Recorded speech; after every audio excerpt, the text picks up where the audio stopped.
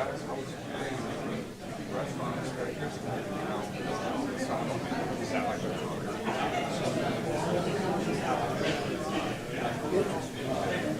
job. Oh, thank you.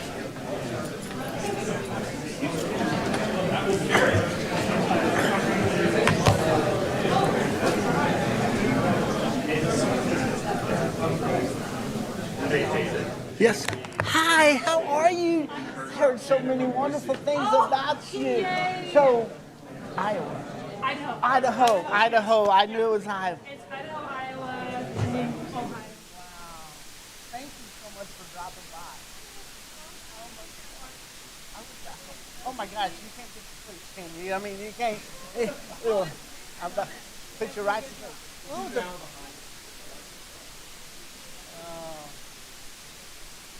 we've heard wonderful things. Beautiful things. Thank you for coming by. Yes.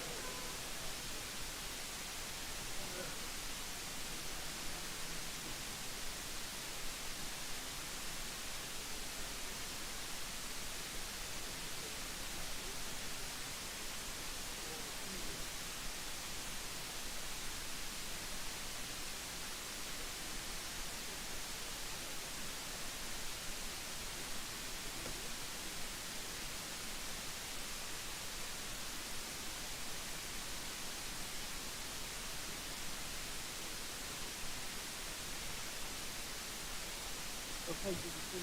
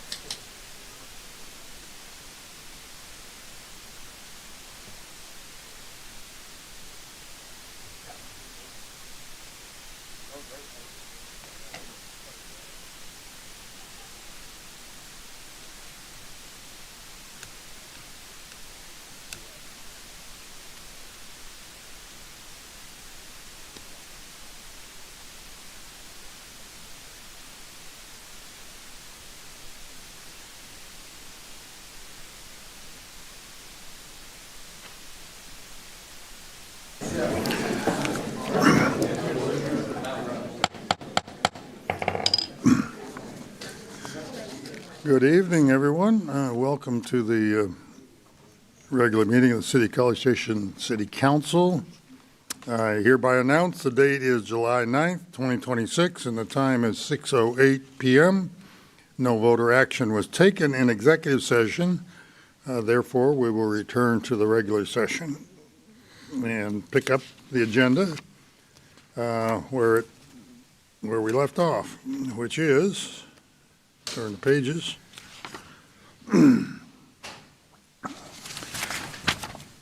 Pledge of Allegiance, invocation, and we do have an absence request to consider after we do the pledges and the invocation. For those of you that have not been here regularly, we'll remain standing after the pledges, and Councilmember Wright will lead us in the invocation. I pledge allegiance to the flag of the United States of America and to the republic for which it stands, one nation, under God, indivisible, with liberty and justice for all. Honor the Texas flag.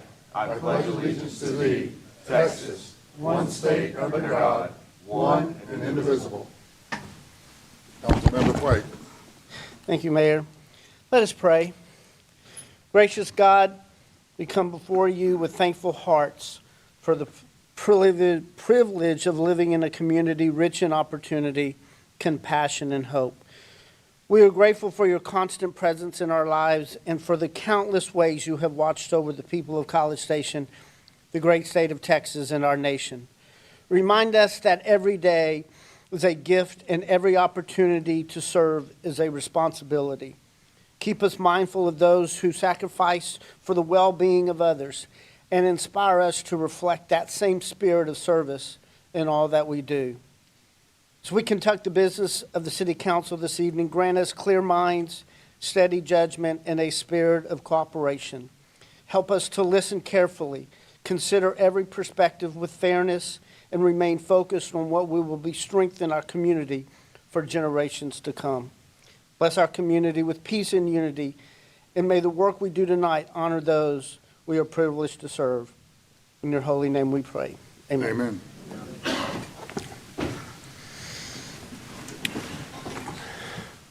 Thank you, Councilmember White.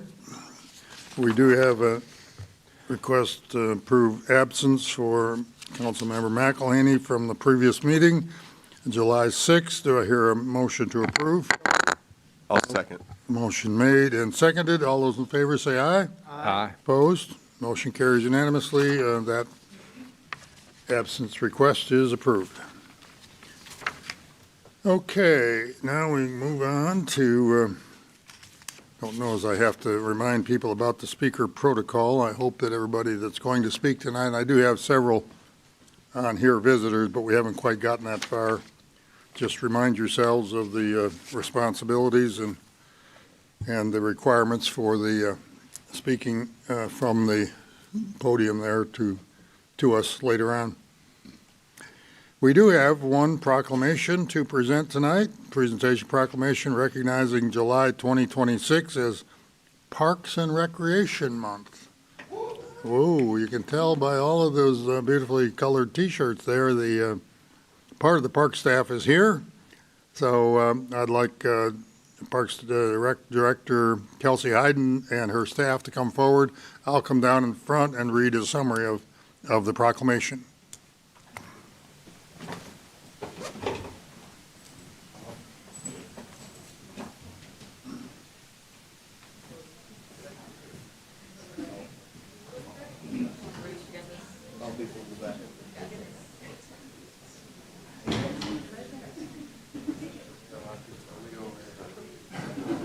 You guys have been here before. You got to remember to balance it on both sides, centered under the, there we go, centered under the seal there. Okay. It's a proclamation recognizing Parks and Recreation Month. Got to move this around a little bit, but getting some feedback. I'll hold it down here. Parks and Recreation Month. Our parks, trails, and recreation facilities are truly the heartbeat of our community. They do so much more than just provide a place to play. They fundamentally improve our physical and mental health, enrich childhood development through vital youth programming, and boost our local economy. From promoting active lifestyles to building a more resilient city infrastructure, our Parks and Recreation Department provides essential services that help make College Station a vibrant, prosperous, and beautiful place to live. I encourage our residents to get out, be active, and enjoy our wonderful community spaces. We have quite a group of the staff of the Parks Department here, and I'm going to present this proclamation, of which I just read a summary, to the director or whoever is designated, to receive it. Let me hold that back. Are you going to receive it? Sure, why not? All right. Give him a big hand. All right, you guys at the end got to squeeze in, double up, triple up, whatever you need to do, because he's got to get a photo up of us. And Pretend like you like each other. Come this way.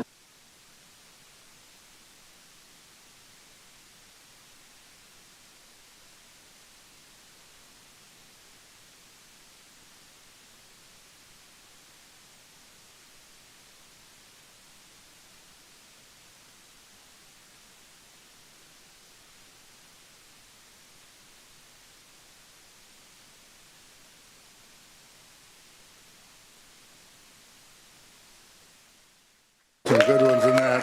Thank you all for being here. Thank you. Thank you. Congratulations. Yeah.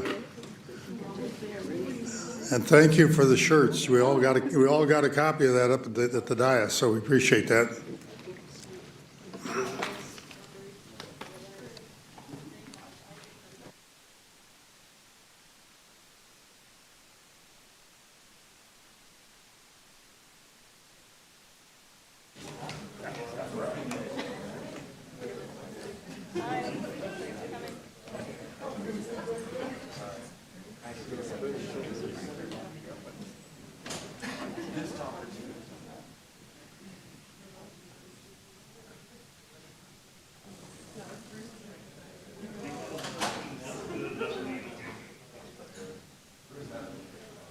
In a few minutes, we're going to have a presentation from our Parks Director, and so I'll save the kudos till that point, but there's a lot of really great things one could say about the College Station Parks and Rec Department. They are an outstanding part of the city's organization and do represent us very well, and we'll hear more about that when we get to the workshop agenda.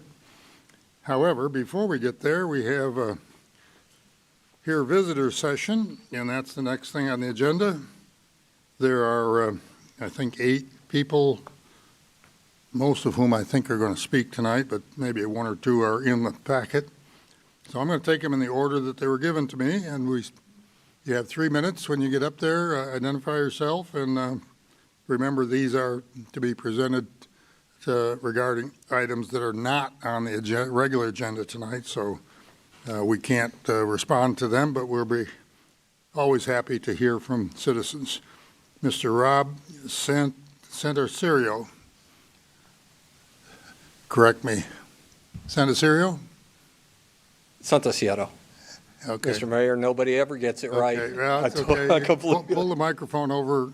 I completely in front of you there. understand. So there you go. Can you hear me well? Now you can. Yep. All right.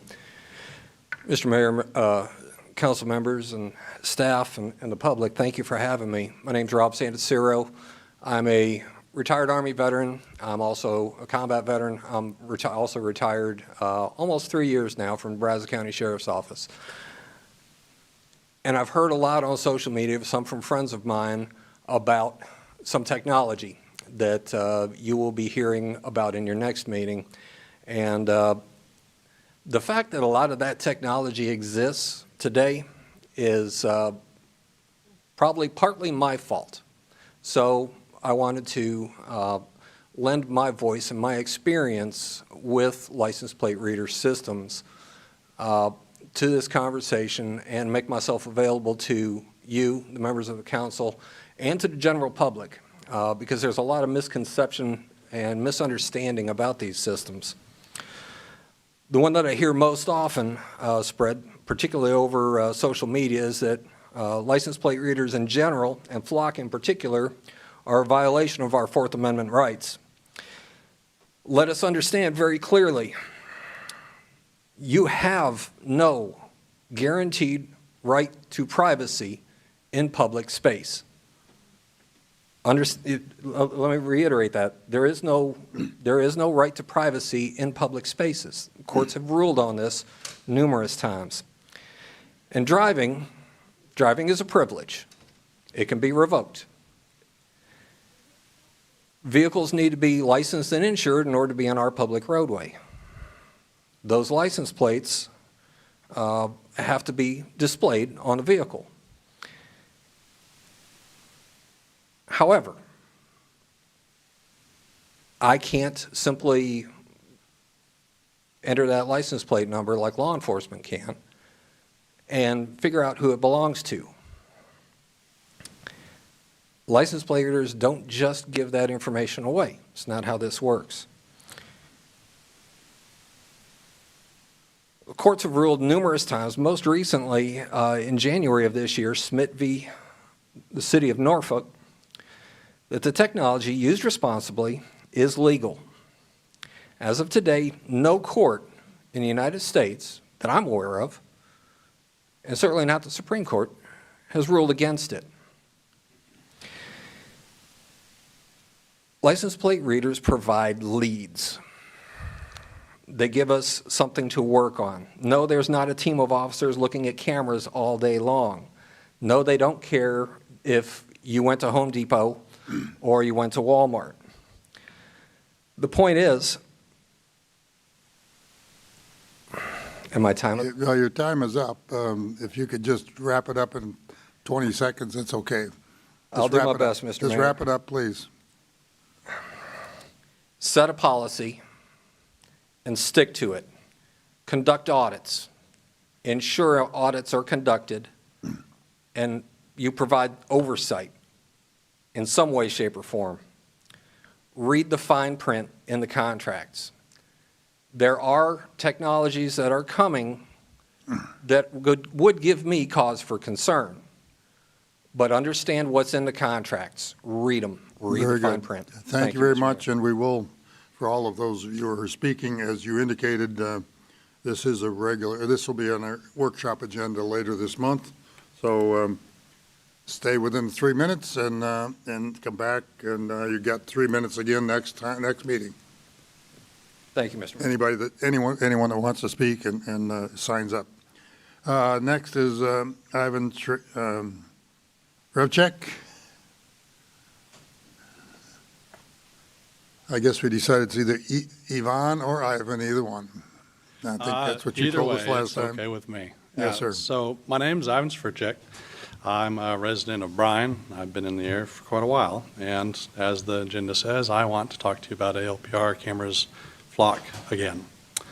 I've previously mentioned their Fourth Amendment legality and the scale of the networks involved. The next question is, why should we care? First, we should care because the Fourth Amendment itself is important. General warrants and the ability of King's representatives to search anyone, anywhere, without cause or legal constraints was one of the reasons to fight for our independence 250 years ago. The Fourth Amendment is also an important part of keeping the government in check and preserving our other freedoms. Second, we should care about ALPR networks because constant surveillance chills First Amendment rights. This isn't hypothetical. Our own local records show that. In 2025, Bryan PD camera data was searched 157 times by various entities for the stated reason of protest. Now, obviously, there can be crimes that happen at protests, but this statement of the investigative reason for looking at this data indicates that they were interested in protest, and that's never a valid reason for any searches or investigation. Third, we should care about ALPR cameras because of the Second Amendment. In 2010, at the request of a federal agency, local California law enforcement used ALPR systems to record license plates of all the citizens entering the Del Mar County Fairgrounds for the Crossroads of the West gun show. Just like protesters, these citizens were exercising a constitutional right to bear arms, or maybe they just wanted to look around. But they were targeted without warrant by the government with ALPR technology for it. Fourth, we should care about ALPR data because the very existence of these databases is a liability to citizens when it is misused by individuals that have access. Individuals like Deputy Lewis Norman from Montgomery County Precinct No. 3 Constable's Office, who was arrested on May 29th this year for alleged personal misuse of law enforcement databases to stalk his ex. Yes, if you're curious, Bryan and College Station both share flock data with Montgomery County Precinct No. 3. What makes these systems useful and powerful is the same thing that makes them a liability to the citizens they are used against.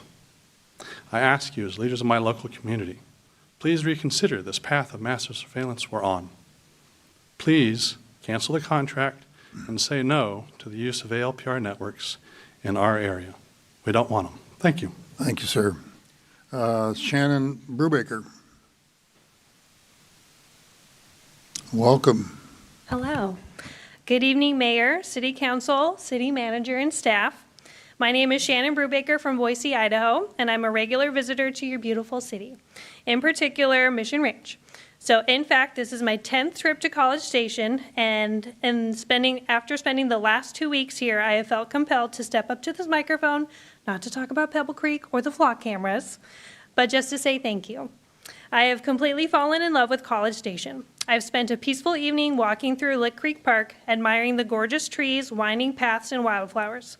I've experienced the vibrant energy of Century Square, eating my way through the restaurants and hanging out with an ice cream in hand. I've caught a spectacular fireworks show and concert at Wolf Pen Creek, which was an amazing turnout and such a great job. So congrats to everybody involved. And I even took the mandatory tourist photo in front of the I Love Aggieland sign right outside this building. Of course, I've also experienced the classic traditions. I've walked through Bottle Cap Alley, and I've played pool at the Dixie Chicken. And I can't wait to come back soon and experience my first powerful moment of the 12th man. Behind all of these incredible spaces is a massive amount of hard work. So thank you to the city manager, the planners, and this entire council for making College Station such a vibrant, beautiful, and welcoming place to visit. Thank you for all that you do for this community. Go Broncos and Giga Maggies. Thank you. Thank you, Ms. Brubaker. Appreciate your presentation. Mr. Lloyd Davis.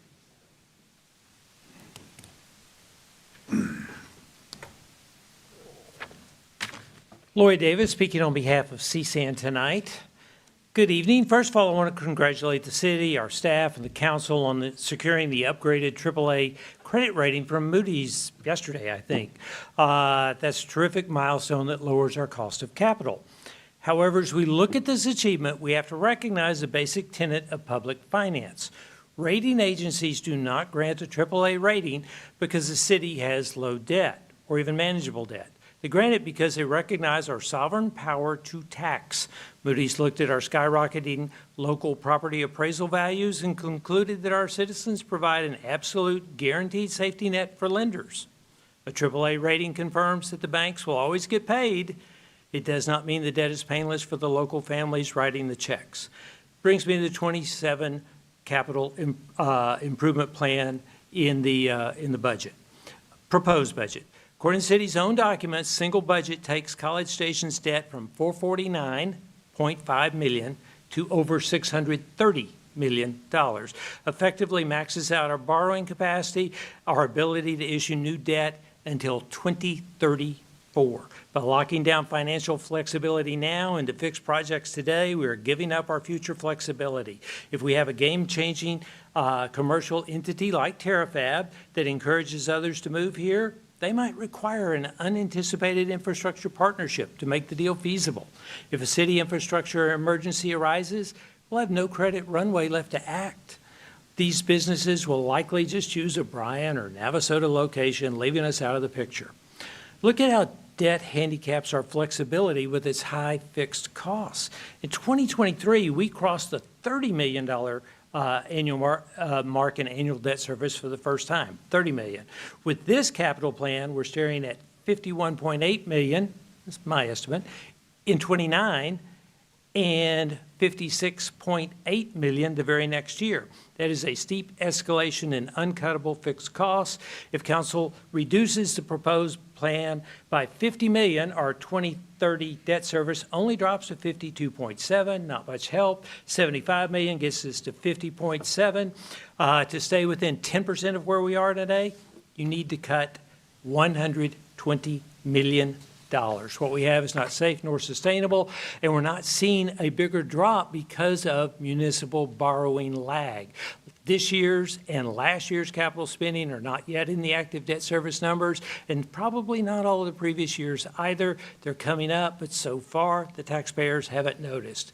By slowing our capital spending now, we protect our new AAA rating, lower the permanent upward pressure on neighborhood property appraisals, and ease the strain on families in our community, all while preserving our ability to pursue potential economic breakthroughs when businesses knock on our door. Please keep. We'll have a public hearing on the budget on the 23rd of this month, if I'm not mistaken, so there'll be lots of opportunity for presentations to be made. Thank you, sir. The next will be David Schutt, S-H-U-T-T, be followed by Cody Fox, each of whom have a presentation. Yeah, my name is David Schutt. I'm a homeowner in Pleasant Forest.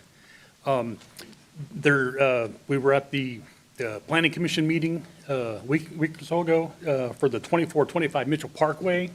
It's an 8-point-something acre parcel they wanted to rezone and redevelop.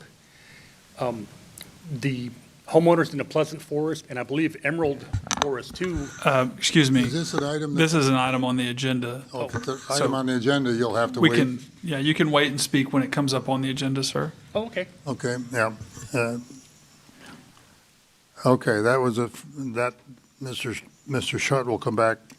Cody Fox, items not on the agenda, be followed by Shelby Boehm. Hello, my name is Cody Fox. I live south of town in the Welborn community, and I'm going to start by highlighting more discrepancies in what Flock tells people and what their actions show.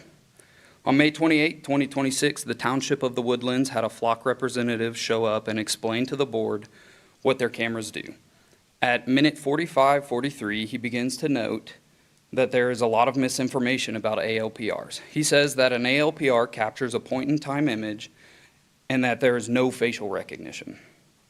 But what he does not disclose to this township is that they have models called the Condor camera, which is built specifically for live video streaming or recording. Our recent contract has added 10 of these Condor bullet models to our roadways. And as you can see here, Flock is more willing to place these license plate readers in locations that are not optimal for reading license plates. The images on the screen are 2 cameras here in town at the Woodlands Apartments that are facing a pool. Why then does Flock push so hard that these cameras only read license plates to law enforcement and city councils, but are willing to put them in non-optimal locations for private contracts? Did you guys know they have live video models? The whole point is that Flock presents one thing and does another thing they haven't disclosed to you or the public.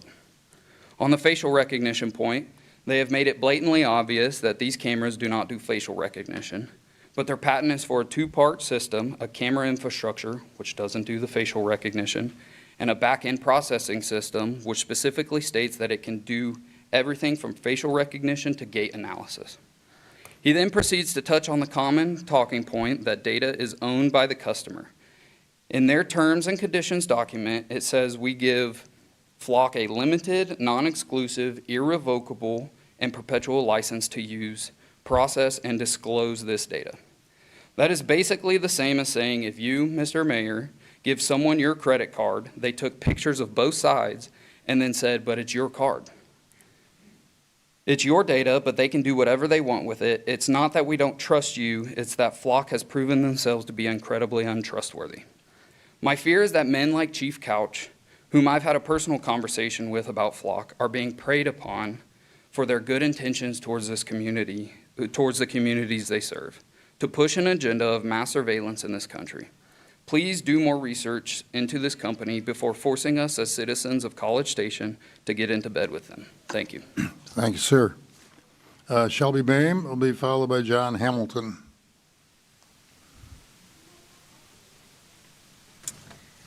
Good evening, Shelby Boehm, Midtown.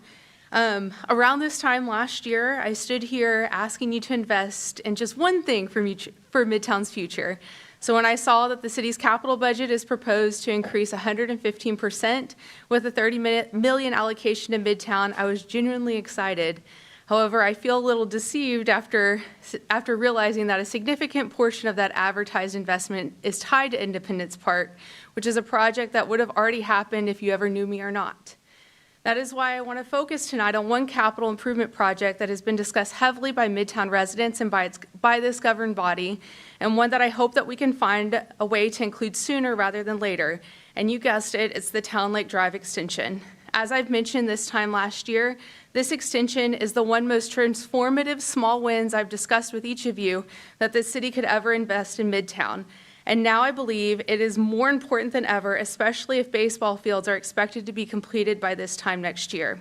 This extension will not only be necessary for future commercial development in the management district, but more importantly, it'll be important for mobility and traffic flow during major events. This is a project that even Councilman Smith has said and acknowledged that the city would eventually need to invest in it anyway, so why not do it now? I've taken a step back recently because I've been worried that the more I speak about Midtown, the more you just see these things as it's just a Shelby thing, instead of the broader needs of what Midtown and what College Station actually need. So to drive my point home, I want to remind you of some of the feedback that you received in our small area planning process about that extension. The first one was related to the Carroll Fincher area needing a 3-way stop and saw the Town Lake extension, Town Lake Highway 6 extension as a way to traffic calm that area. Extending Highway 6 to Harley-Davidson, another one said. Repaint the water tower, extend Town Lake to Highway 6 and add a monument. Expand Town Lake Drive to Highway 6 so that the first development has a place to grow around it. And the list goes on with multiple drawings of Town Lake's extension on feedback maps. I encourage you to reread those findings from our small area plan before you begin budget conversations so that you know it's not just me and it's not just a developer demanding these things of you. This is something that the community has consistently asked for our taxpayer dollars to be spent on, and something we were led to believe earlier this year was a top priority based on the direction you gave from this dais. So if we're bold enough to even propose a $100 million increase to the capital budget without including a major part of Midtown's puzzle, then I don't believe this is truly a question of whether the city can afford to take on that cost. Instead, I believe it's a question on whether you want to prioritize it. So as you go into budget conversations this week, I hope you will reconsider Town Lake's extension, a capital project that Midtown residents have consistently asked for you time and time again as you've asked for their feedback. Thank you. Thank you very much. Mr. John Hamilton?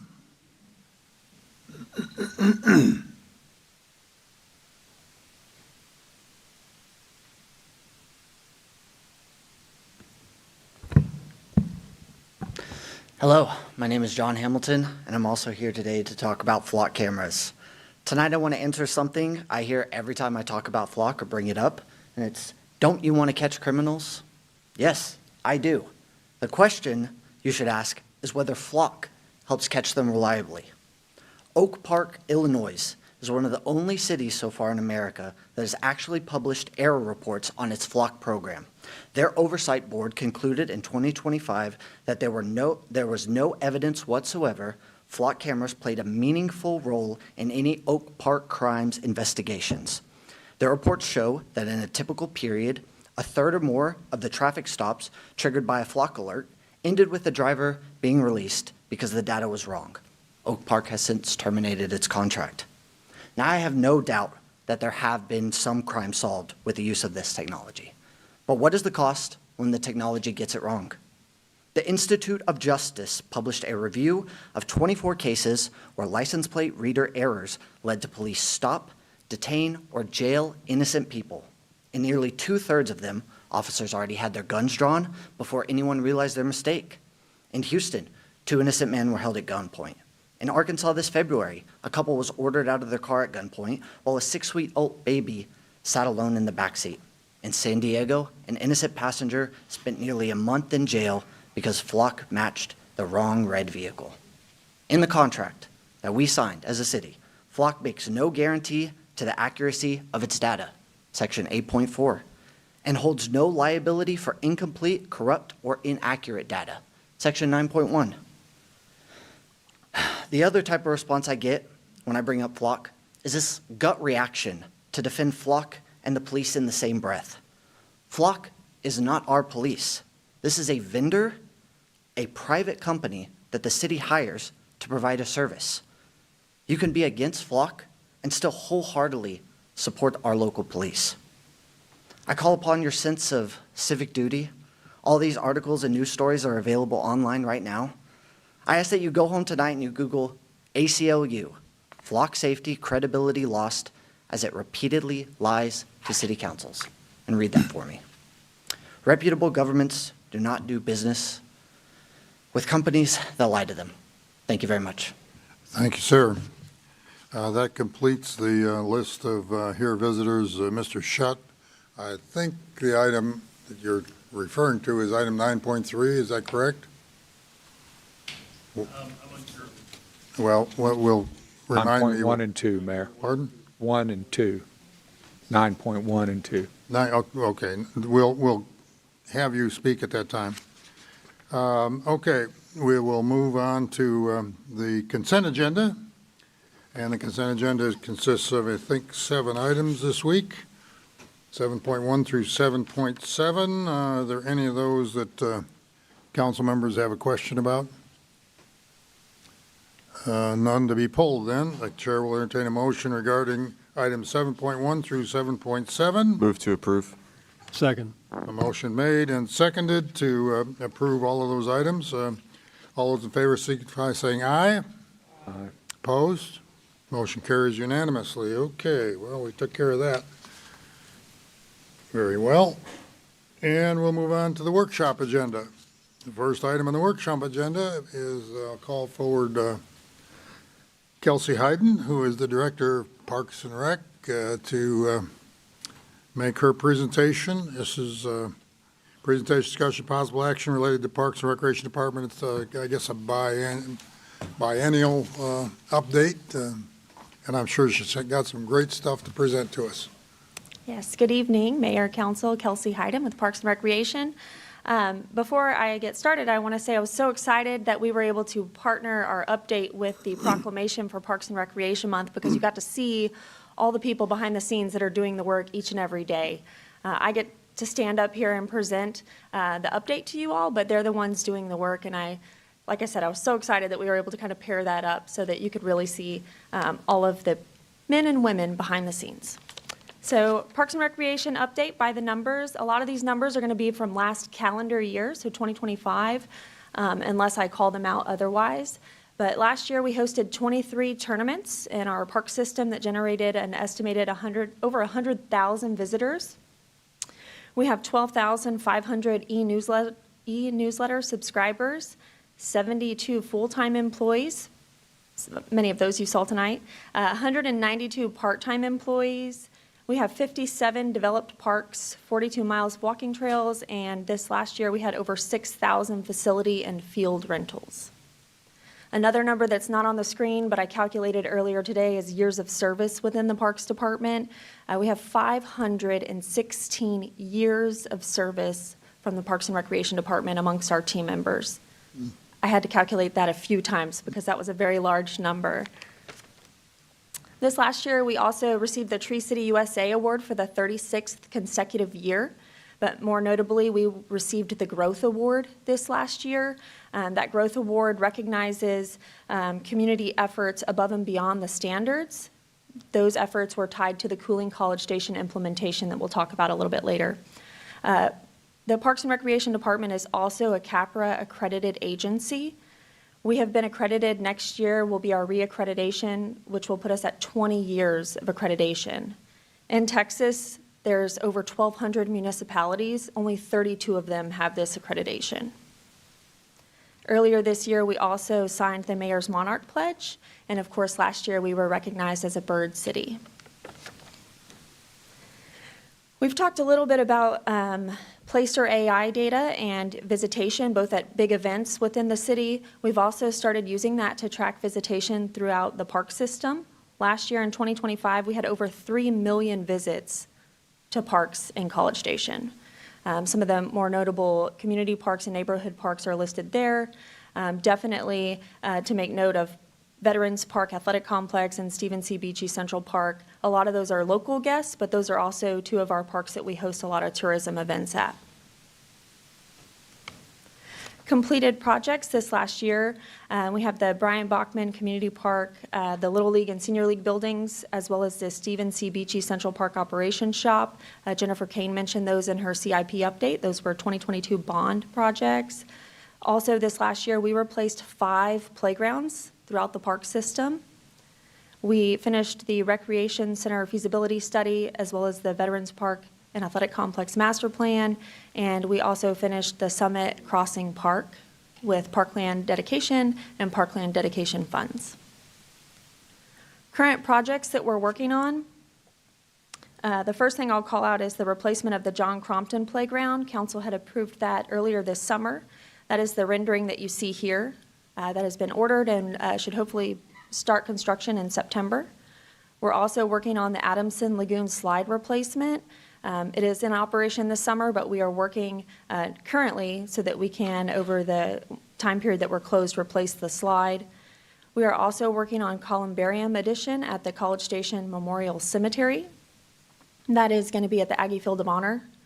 This last year, we've seen an increase in niche spaces being sold. We're currently sold out of columbarium spaces in the Aggie Field of Honor. We do still have space in the municipal side, but we are actively working to get more out there. We're also working with the Fun for All Committee on the Fun for All Playground Donor Plaza, the Lincoln Center area improvements and splash pad, as well as the Mabel Claire Thomas Park redevelopment, which are both bond projects. The Parks and Recreation Master Plan, which we have been working on over the last year, we're adding the finishing touches, and Parks and Recreation Advisory Board will be looking at that the next 2 months, and we hope to bring that to council in September for consideration. And then, of course, Texas Independence Park at Midtown is a project we are working on. I mentioned earlier the Cooling College Station implementation. This is something our department has been working on over the last year. Last fall, we planted 484 30-gallon trees across various parks and city facilities. The unique thing about that is that each of them were planted with dedicated irrigation. So they are all thriving and looking really great out in the park system. We also distributed, for the second year, the residential tree giveaway with Texas native trees. That was 1,450 trees that we gave out. 1,000 of those were 3-gallon trees. 450 of them were 15-gallon trees. And then, of course, we continue to partner with Texas A&M Forest Service to hand out trees at the trunk or treat at Wolf Pen Creek. Another focus over this last year has been public engagement. We did some really unique pop-up community engagements to advance the Parks and Recreation Master Plan. We had 39 engagement opportunities with 850 unique touch points out in the community, meeting people where they were at over the last summer.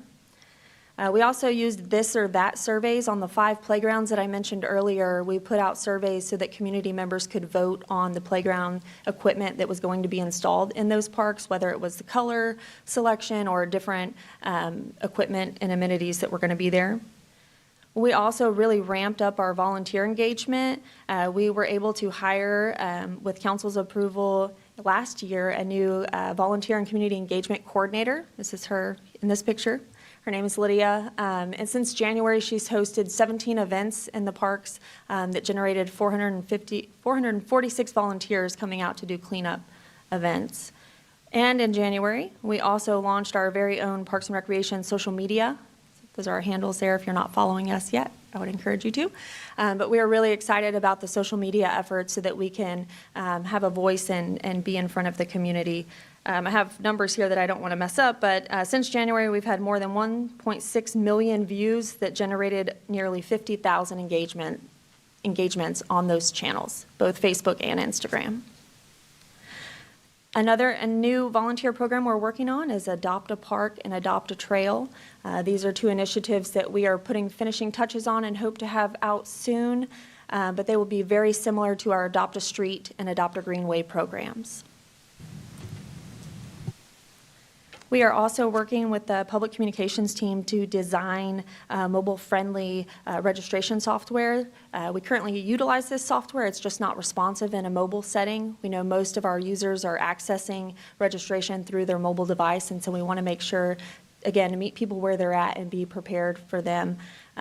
Also want to take the opportunity to call out the branding that you've seen on the last few slides. We've been really intentional with our branding efforts over the last year. Next, I'll call out some of our different divisions within the Parks and Recreation Department and some of the awesome things they are doing. First up is aquatics.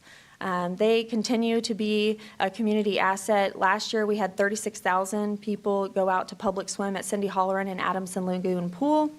You can see some of the other stats there. I did want to call out new and expanded programs that we're doing in aquatics. The world's largest swim lesson we just did, we had 75 people at, and then we also hosted Red, White, and Splash on the 4th of July at Adamson Lagoon, where we had 450 people out there to swim and watch the fireworks. It was a great event. Our athletics team continues to knock it out of the park, pun intended. We had 286 teams signed up for our adult sport leagues. So we have kickball, softball, volleyball, and ultimate frisbee. And then we have our youth basketball league where we had 439 participants. That's our winter league and our summer league at the Lincoln Recreation Center.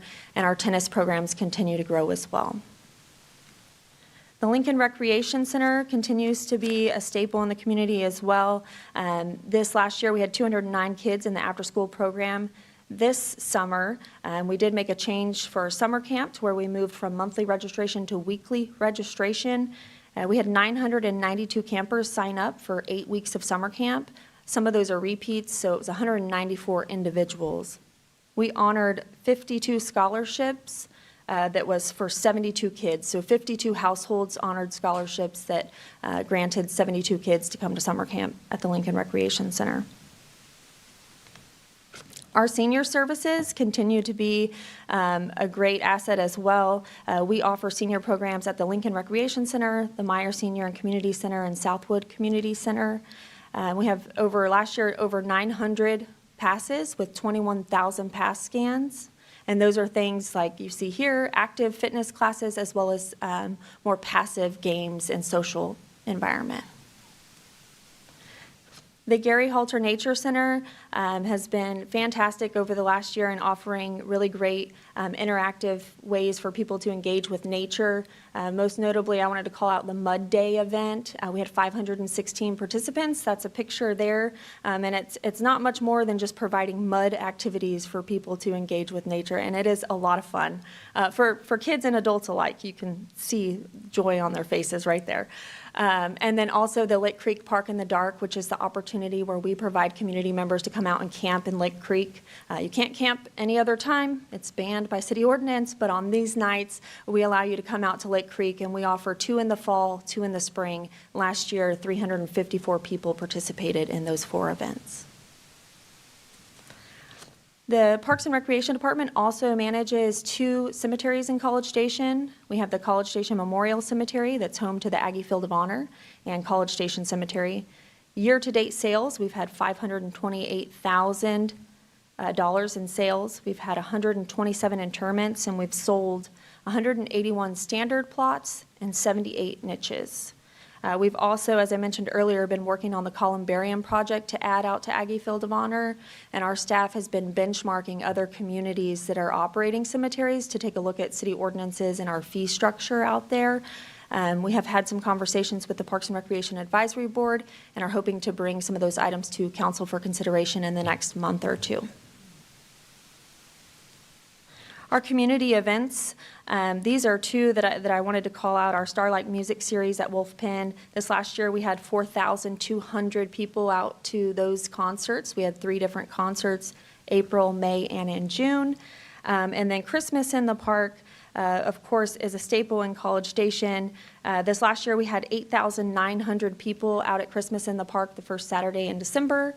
And not only do we host that event there, we also put the lights up, what we call Lights On. And so that runs Thanksgiving through January 1st every year.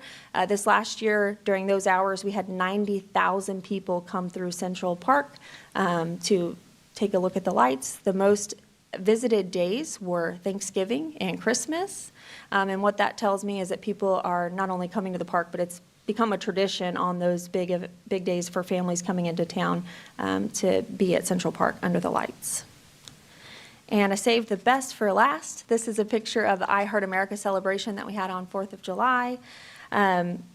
We used a placer to determine how many people we had out there, and in the report we ran, it told us that Wolf Pen Creek Park ranked 207th most visited sites in Texas on July 4th.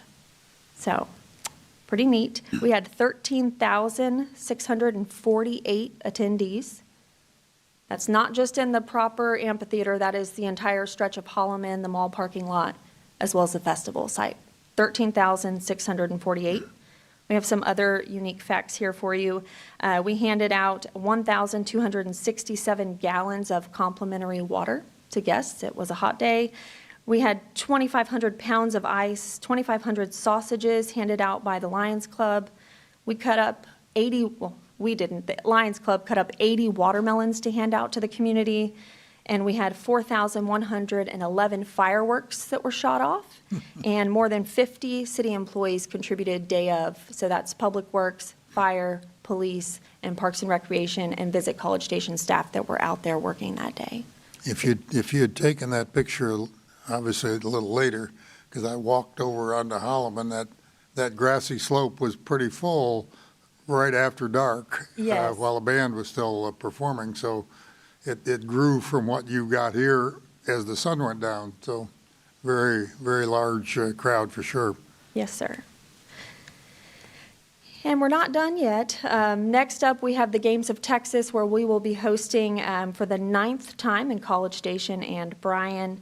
That is July 30th through August 2nd. We have 11 different events that we are partnering with the City of Bryan Parks and Recreation Department to host in our community, and we're expecting about 7,000 athletes to come into town for this, and of course, their families.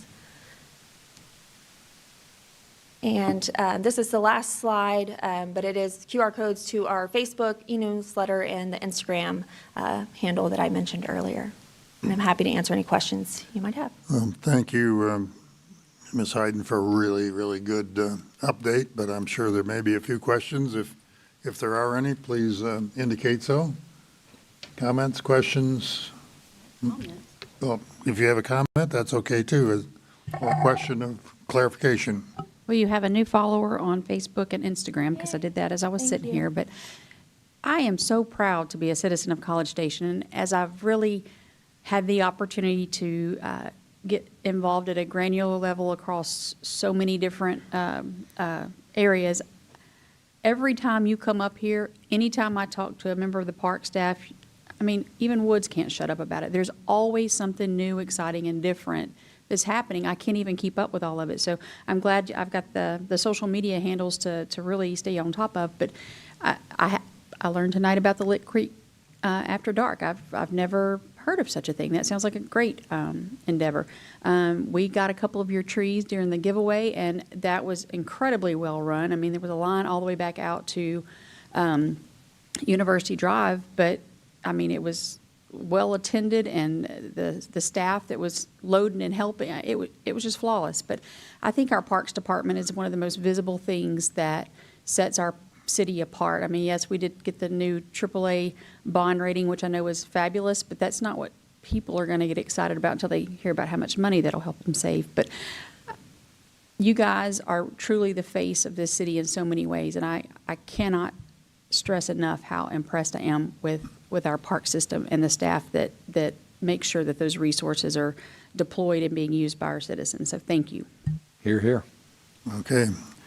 Do you have any questions, comments? Mr. Shafer? I see you looking at me, but well, I don't know yeah, what I that just, means. I mean, I would very much second what Melissa just said, Kelsey, and I know others in the audience who are still here with us, and the whole group you had earlier that do all the work. You know, I've grown up in this community. I've been back for 30 years. I mean, Parks and Recreation has been a huge part of my professional life, as you know. And I just would say thank you very much for what you guys do. The event the other night was fantastic. I mean, it really was. It was mind-blowing. I had my whole family there. They showed up. They couldn't say enough about it. You know, they just loved it. And it relates to what Melissa said about it gives you a sense of pride in your community. These are the kind of things that make you think, man, it's so good to be in College Station, Texas.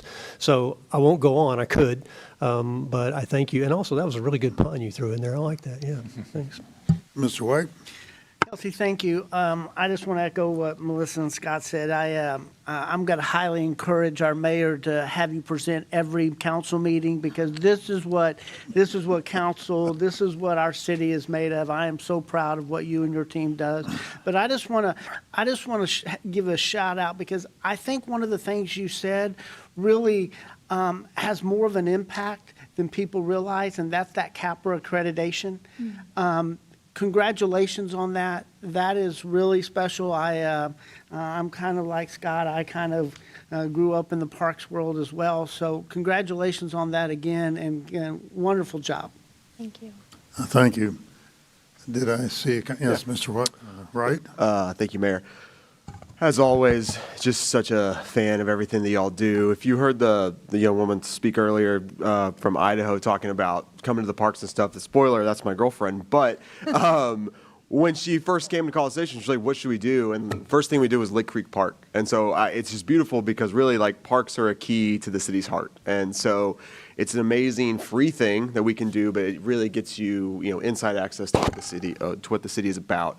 And y'all absolutely killed it on the 4th of July for the I Heart America celebration. I think that is indicative of what you do all year, though, which is you make seamless experiences for our citizens. I go to Christmas in the park. I do all those things, and it is always flawlessly executed, which is always the most surprising thing, because you have volunteers that aren't staff, and you have all this stuff that you're managing, and it's it is just so insanely well run, and I think it just is the one city, one team mindset that comes down from the city manager's office as well. It's just I'm continually impressed with what y'all are able to pull off. So thank you for everything that you and your staff does. Thank you. Mr. Smith? I'll add, thank you so much for all that you do. In particular, the trees you plant, that was important to me when I said, please, let's fund that, and thank you for making it happen. It makes our community beautiful. Thank you, Mr. Smith. I echo everything that was said, but I want to bring you back to a little reality here, beyond all the plaudits, which are well-deserved. You mentioned the responsibility that the Parks Department has regarding the cemeteries, and it's an area that I see pretty regularly because I've got to sign all of those purchases of plots and niches. And I've suggested some concerns I had, and I know you're working on those. You mentioned that. Is that going to come back to us in a workshop, or do I need to ask for a workshop, or you're just going to offer that? I mean, can you give us just a little more detail on the Sure. on the issues you're wrestling with? Oh, I think I passed it. I'm sorry. I was trying to go back to it. We do plan to bring it back in a workshop format. I don't know if you need to have that. There it is. There it is. Yeah. We do plan to bring it back in a workshop format for discussion and direction. What we're specifically looking at right now and what kind of stemmed some of the research that we've been doing is the need for the new columbarium and making sure that the funds we have cover the cost of what the columbarium would be. And so that's kind of how the initial process started. And what we've done is, like I said, benchmarking other communities. There's not very many cities in Texas that run and operate active cemeteries. A lot of cities run in historic cemeteries that aren't actively taking interments. And so we've kind of gauged that, and we've had discussions with the Parks and Recreation Advisory Board in terms of the fees that we have, as well as resident versus non-resident fees. Do we do that type of structure? We're also looking at, right now, we don't allow organizations to purchase. So do we open that up to allow organizations or churches to purchase space? And then we're also looking at potentially if there would be a need for a cap. So currently you can purchase as many spaces as you would like within the ordinance. So those are kind of the different things that we are looking at and having those discussions with the Parks and Recreation Advisory Board. Okay, and through the advisory board and the CMO, you'll come back at a workshop Yes, with sir. some ideas and options, and then we can provide direction. Correct. And see where it goes from there. Correct. Okay, thank you very much. I And appreciate how many that. spaces- That's an area that you have to deal with that you said most cities don't, and I know the city manager says I won't quote what he said, but it complicates, well, I will say, it makes it a complicated job when you're doing something that few other cities have to do. So it creates some opportunities and needs. And so I'm just happy that you're going to bring some ideas back to us. Ms. Hayden, how many spaces, resting places in the existing columbarium did we have? How long did it take those to become full of departed loved ones? And how many units are in the new columbarium that we're installing? So I'll answer backwards because I know the answer to the last question that you asked. It's 360 spaces in the new columbarium that we're planning. So 360 spaces. Some of those are double. So sometimes individuals elect to put two remains in one niche space. So there's 360 in the new one. I am not sure on how many municipal section spaces we have left. I think it's a little over 100. Yes. And then Aggie Field of Honor, we sold out pretty quickly. Over the last year, we had 130, and in a year, we sold those. So we started having this conversation about a year ago for the need. And then in terms of standard plots, I really don't know the answer to that one. There is a lot of space out at the Memorial Cemetery, and I could potentially get back to you on an answer for that. There's a lot of spaces that haven't even been plotted yet. Yeah. Great. Thank you. My question revolved around the operation and maintenance costs being covered by general revenue as distinct from the actual capital cost being covered by the purchases, and is that equitable, and how do we distinguish the pricing on that? So that's something they'll bring back to us, and I'll look forward to thoughtful insights from staff. Yes. Thank you very much. Any other questions? Thank you. Appreciate And Mayor, before I let Yeah. Kelsey sit down, as everyone's heaping praise, I just want to say, especially because you left the cliffhanger on my feeling on cemeteries. No, I So quoted it is an honor to have those as part of our system. It is a challenge because it is a very important thing. And one of the things that I want to point out as it relates to parks is, I think, and I'm glad, I think we got a lot of people in this room in this town that really do value our parks. I think so often what underpins everything that we do in the parks and the community from a city perspective isn't seen. And I think cemeteries is a good example of that. I mean, this is something that is as important to people as anything that we do, but it is a heavy lift. And if you just look at the varied amount of work that our parks department, which is one of 15 plus departments. I mean, I always kind of laugh when I think about the variance of things that I'm responsible for with all these different directors. But even with the Parks Department, what they're doing on a daily basis. So if it wasn't enough that they were putting on what I would guess has got to be one of the largest events ever held in College Station that was not A&M related, that morning they were helping to assist with the signing of the Declaration of Independence reenactment. They had other events going on, and they were doing lots of things that have to be done every day in the city simultaneously. And I promise you, people were out at both of those cemeteries on July 4th, and there had to be things done for them. So both in recognizing Kelsey, her leadership, and in her department's leadership, and just all the people that work, especially on the 4th of July, when all the rest of us are getting to celebrate. I think as fun as those events are, it's also just a really great time to think deeply about all of the people that really do everything in the day that makes the democracy actually work. Because absolutely need the people that stand and fight for it.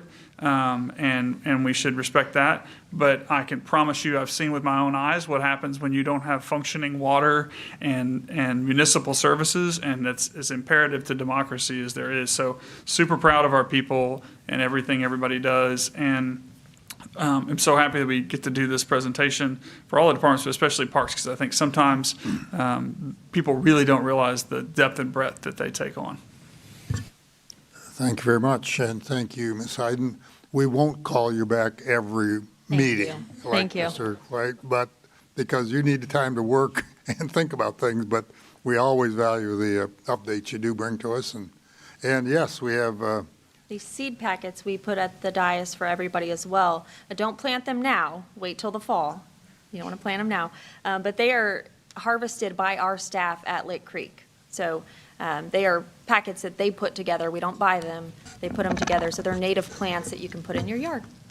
And one last anecdote I want to share, because this to me was probably made the whole day for me. I was down with Kelsey by the stage, just kind of in awe of everything that was going on. Some of the people sitting in that front row and others going every which way, doing so many things you can't imagine.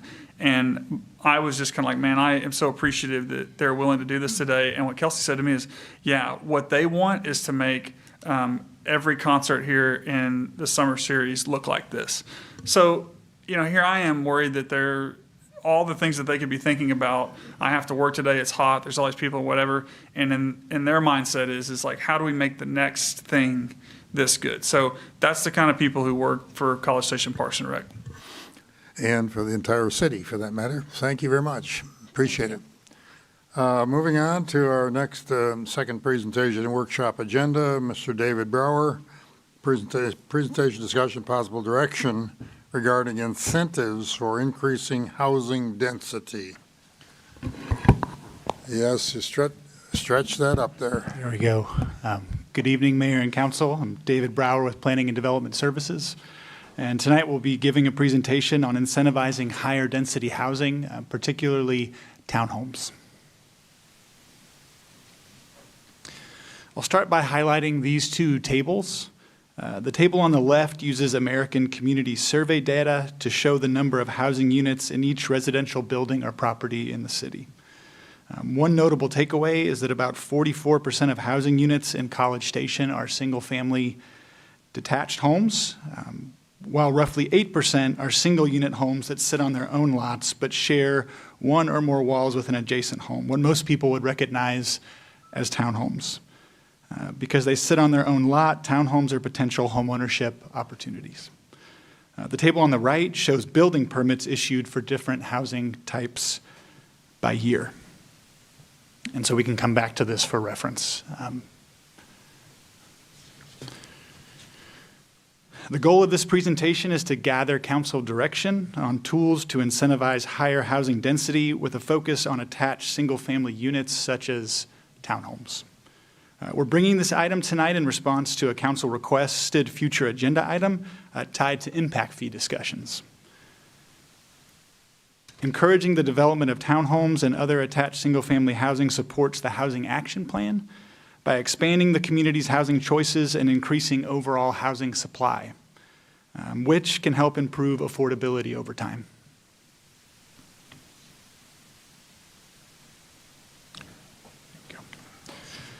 The following are several categories of potential incentives for your consideration. The first category is fee-based incentives. These could include waiving or reducing building permit fees for qualifying townhome developments. Council could also consider other fee-related approaches, such as adjustments to impact fees, demolition permit fees, or other development fees that might affect project feasibility. A second category is regulatory incentives. These could include targeted amendments to the Unified Development Ordinance to reduce barriers to attached single-family development. Examples might include modifications to minimum lot sizes, setbacks, parking requirements, or other development standards. Another option would be targeted rezoning in appropriate areas to allow townhomes by right. You could also consider economic development tools, such as Chapter 380 participation agreements tailored to attached single-family products. And finally, there could be process incentives such as priority review for qualifying townhome projects.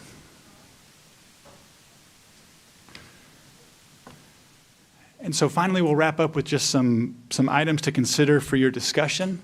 And they are that incentive calibration could require an economic development study to avoid over-subsidizing. There would be fiscal impacts from fee waivers or credits that would affect general fund and enterprise revenues. Finally, housing-related incentives or policy actions would need to be evaluated within the appropriate legal frameworks to ensure compliance with applicable laws and regulations. And then if council would like to consider providing direction tonight, there are several key questions to consider. And so one would be what tools you would like to prioritize, fee-based tools, regulatory reform tools, economic development tools, or a mix of all of those.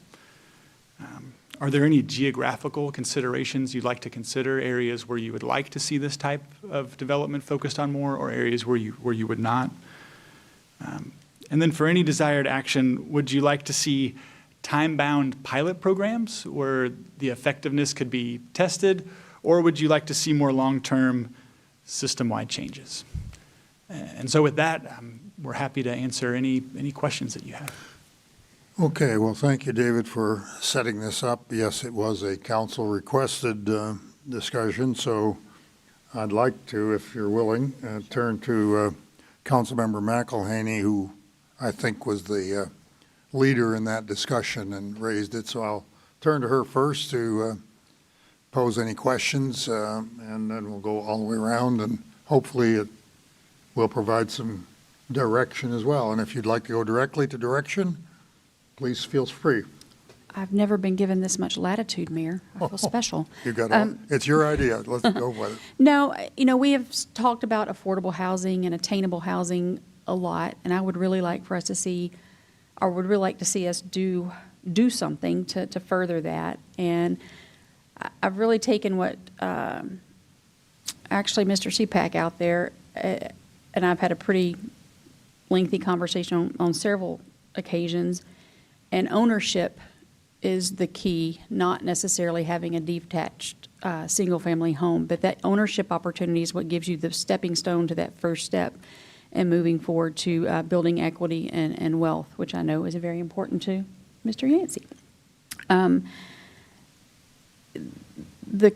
From where I sit, just blanketly waiving impact fees to stimulate or to lower the cost of housing, that's not enough, nor is it necessarily going to impact all types of housing. I do feel like that the key to our success is to get density up. The actual dirt here in College Station is incredibly expensive and is only going to continue to appreciate and become more expensive over time. The one housing type that wasn't mentioned was condos. That is another one that I would like to see this extend to townhomes and condos, because those are both individually deeded entities that can be purchased by an individual. It's also a mechanism to get density up. Right now, what are impact fees on a townhome unit? Is it about $6,000? Anthony? Meeting Council. Anthony Armstrong, Director of Planning and Development Services. So right now with the townhouse, the impact fee is a little bit higher on the roadway side by about $700. So total, yeah, you'd be talking around 6 to 7 with everything if you're on our water, sewer, road. Did want to touch real quick on your condo comment a second ago. In the City College Station, we actually don't recognize condo platting. That's done by the state. So there would be no mechanism as the city to be able to identify that this is a condo association versus this is a multifamily complex. We don't have an avenue that actually lets us dictate either or. So in this case, for this conversation, it could be specific to townhouses.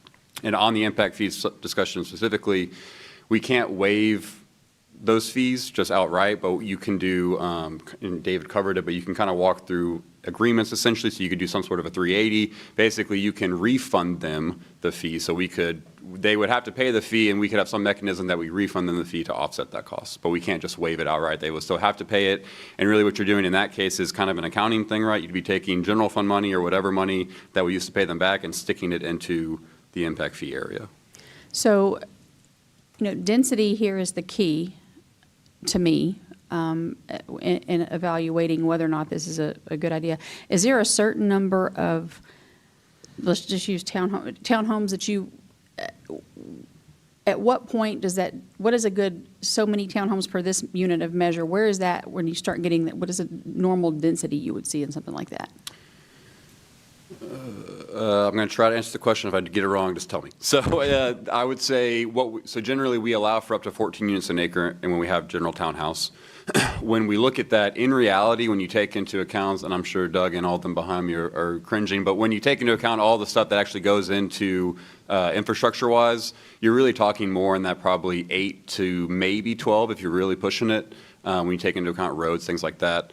So that's what we're kind of eyeballing, and that really depends on the product type, right? So when we talk about townhouses that were recently built in Midtown, that density per acre is probably closer to that 12 side. When we talk about townhouses built in Summit Crossing, so if you're familiar with Summit Crossing Phase 1 and 2, that's kind of more your standard style, I would say, 4 units attached townhouse.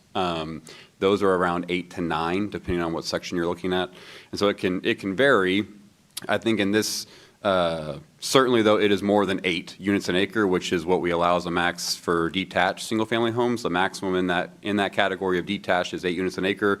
In reality, they don't ever hit that. Castlegate 2, for instance, is at 4.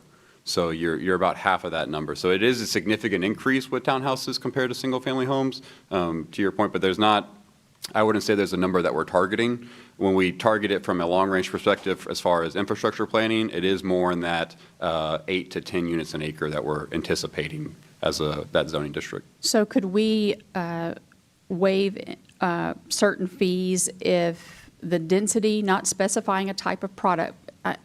We've run into a lot of problems with different types of ordinances that we've had because we leave too much subjectivity to it. Or it could be argued in some cases anyway. It would be really nice with whatever we move forward with that it was just a blanket. If this development is able to produce this many housing units per acre, then since we're trying to encourage density, then we can waive impact fees or I don't know, parkland dedication fees are another one that are really expensive. And that's another, what, $6-ish grand? So that's 12,000 there. But if we could get the density up, which would automatically reduce the cost of something just because you're not paying as much in dirt cost. And then also, that would also make it easier because we wouldn't necessarily have to go through a development agreement or some 380 process. It could be strictly just an objective, it meets this criteria, therefore we will do this. So we can, it would still need some sort of 380 agreement, some sort of development agreement is still required legally. We can't just waive fees for some rationale. They would have to still enter into an agreement. So we still have to go through that process, but it could be something where there's a set policy from council that says this is what we want you to bring to us, and it's basically ready to go the first time you see it. So we could set standards by which you would set up these agreements before they come for Correct. basically approval, and we identified these are the criteria we want to Correct. see. To me, that makes the most sense, is to really look at what the density we're able to get there. Obviously, it's going to be a more attainable product just by virtue of the fact that it's sitting on a smaller piece of land, and it will encourage ownership, to create that starting line at a point that maybe more people can jump onto it. So I'm very much in support of us setting a density criteria and really working toward encouraging projects that can do that, and get the ownership factor more attainable.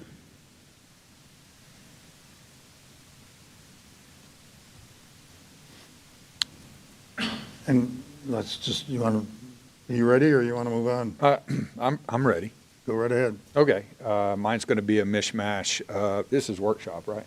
Mine's a mishmash of questions and value statements, opinions on my part, right. if you can imagine Right. that, Mayor. On the missing middle thing, just a comment. So this guy, Daniel Paralek, writes a book back in 2010, calls it The Missing Middle. It catches fire across the country. It becomes mainstream. It's all about middle housing, the missing middle. But like all things that become mainstream, it's now got its detractors and people that say, well, maybe we push the accelerator too hard on that, at least in some cities. So there's that. You led with the 44% of our detached single-family housing stock. Nationwide, that number's 63%. So we actually have less, and it stands to reason, right? Because we're a college community, and so we've got that high-density student tower cluster going over there and other things. We're behind the curve relative to single-family residential homes. Thank you for mentioning impact fees, because I was kind of taken aback that it was, not in the original presentation that we got, right? The one that we were sent on, or did I just miss it on? Doesn't matter. I don't like impact fees. I don't like them at all. And I'm afraid if we start pushing buttons in one particular category of housing, we're going to find ourselves with unintended consequences down the road. Can you go back to the slide that breaks down all of the housing types and the growth? I mean, you don't have to be a statistician or an economist to see that, relatively speaking, going all the way back to 2010, we've been, pretty flat, generally speaking, on single family detached. I'm not as worried about that as I was a year ago, because now suddenly, Anthony, you've got several thousand on the horizon, right, in single family detached. So here again, the market will probably take care of that. Duplexes, I just think if there's a market for this stuff, people are going to build it. And you've got the guy that's bringing in this room, that's bringing the intense activity relative to townhomes that we have been getting, 245 of them last year. So I don't know. I mean, I feel like we're artificially constraining ourselves in one category. I'd like to see us do more across the board, except student towers and jumbo customs. Chapter 380 deals, yes. Research indicates dozens and dozens of Chapter 380 housing-related agreements in the city of Bryan, in Waco, in New Braunfels, in San Marcos. I mean, cities are going nuts with them. I don't subscribe to that level, but we do very little Chapter 380 incentivizing in housing. I think we need to do more. Priority review, if we can do it on a special project that we, quote unquote, care about, then, why couldn't we grease the skids a little bit and shorten the chronological timeline across the board? I don't mean that as a criticism. I just think that if we shorten that timeline.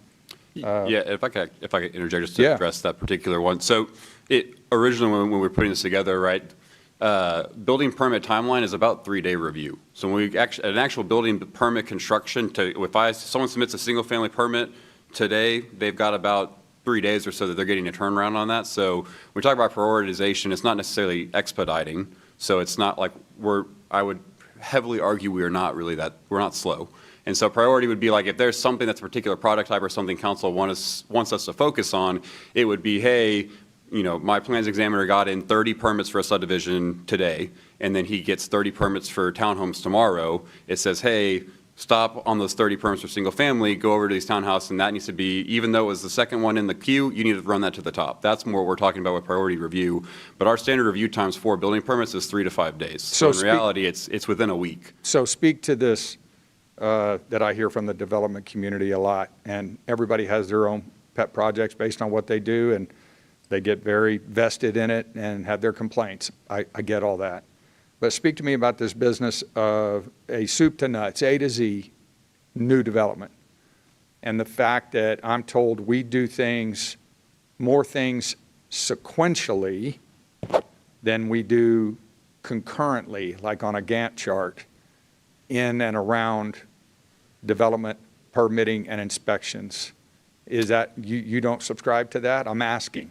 By and large, I would say no. So we do a ton of concurrent reviews. So in the ordinance, we're allowed to do up to 2 concurrent reviews. There are a number of things that we do concurrent reviews on. There's a reason we don't. It's gotten us in trouble before. This very council heard probably about 2 years ago an item about roadway impact fees on a development that was due to us trying to play the game with them and let them do concurrent reviews, and it bit us in the butt. And so, but we do it a lot. There are multiple people in this room who go through our process. I think they would even vouch for that.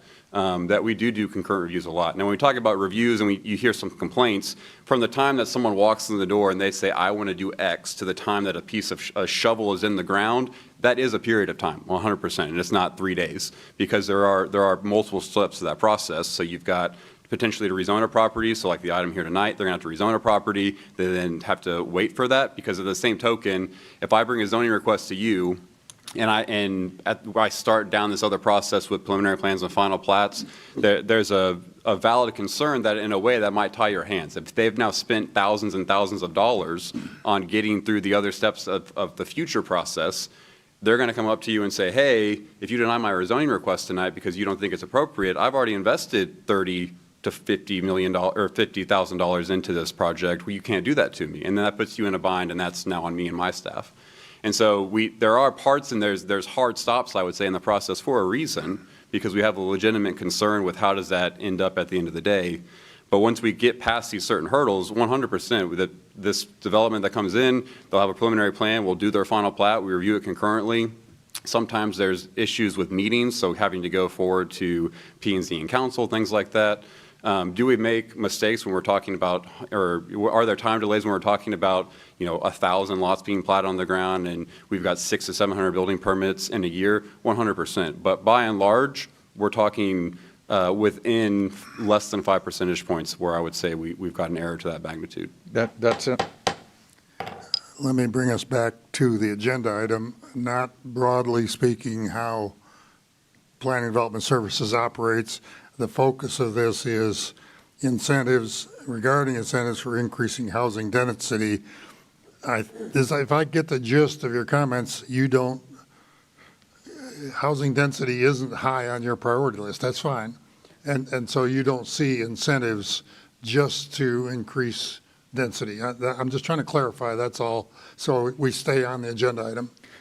That's really what the agenda item's about. Well, we talked about expedited permitting processes. and- Right, I understand that, but. But yes, you Focusing on characterized me. density, I don't think I heard you say, yeah, everything ought to focus on density. Well, I'm not sure it was what we were originally going to talk about. I mean.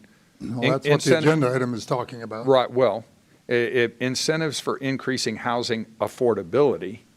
Density is what the agenda item talks about. Yeah, With the implication, obviously, if you get more density, you get smaller units, you have a lower price. But you're right, the discussion about affordability is indirectly or tangentially related, but it's not the focal point that I think Mr. Brower wants us to grapple with. It's really more the density question. And should we use some kind of incentives? Ms. Mcllhaney has made a strong case for her view of it, and I'm hearing you say that density isn't everything. Yeah, if you'll give me 15 more seconds. Yeah, go ahead. I'll give Go staff ahead. my I'm feedback. just trying to bring us back to the agenda, that's all. My feedback is yes on Chapter 380s, where this body and staff concurrently feel we need the product. Yes on priority review, and I'd like to see that across the board. Yes on geographical targeting. Obviously, that's what urban planning is all about, right? And a quick point, $6.8 million is what we have in the 27 budget that we're going to collect in impact fees, total, across the board, everything. $6.8 million. So if you subscribe to the fact that impact fees, along with some of our other fees, may be constraining a little bit or even tapping the brakes, then is that worth $6.8 million is a question we have to ask. Yeah. But this isn't about making something more affordable. It's about incentivizing a housing type that we deem to be advantageous in our market. We've got all of these areas that we've got rezoned to middle housing. Hopefully, if we do an incentive, those may turn more quickly. It's a very long horizon to get the middle housing market to really flourish because it's redevelopment.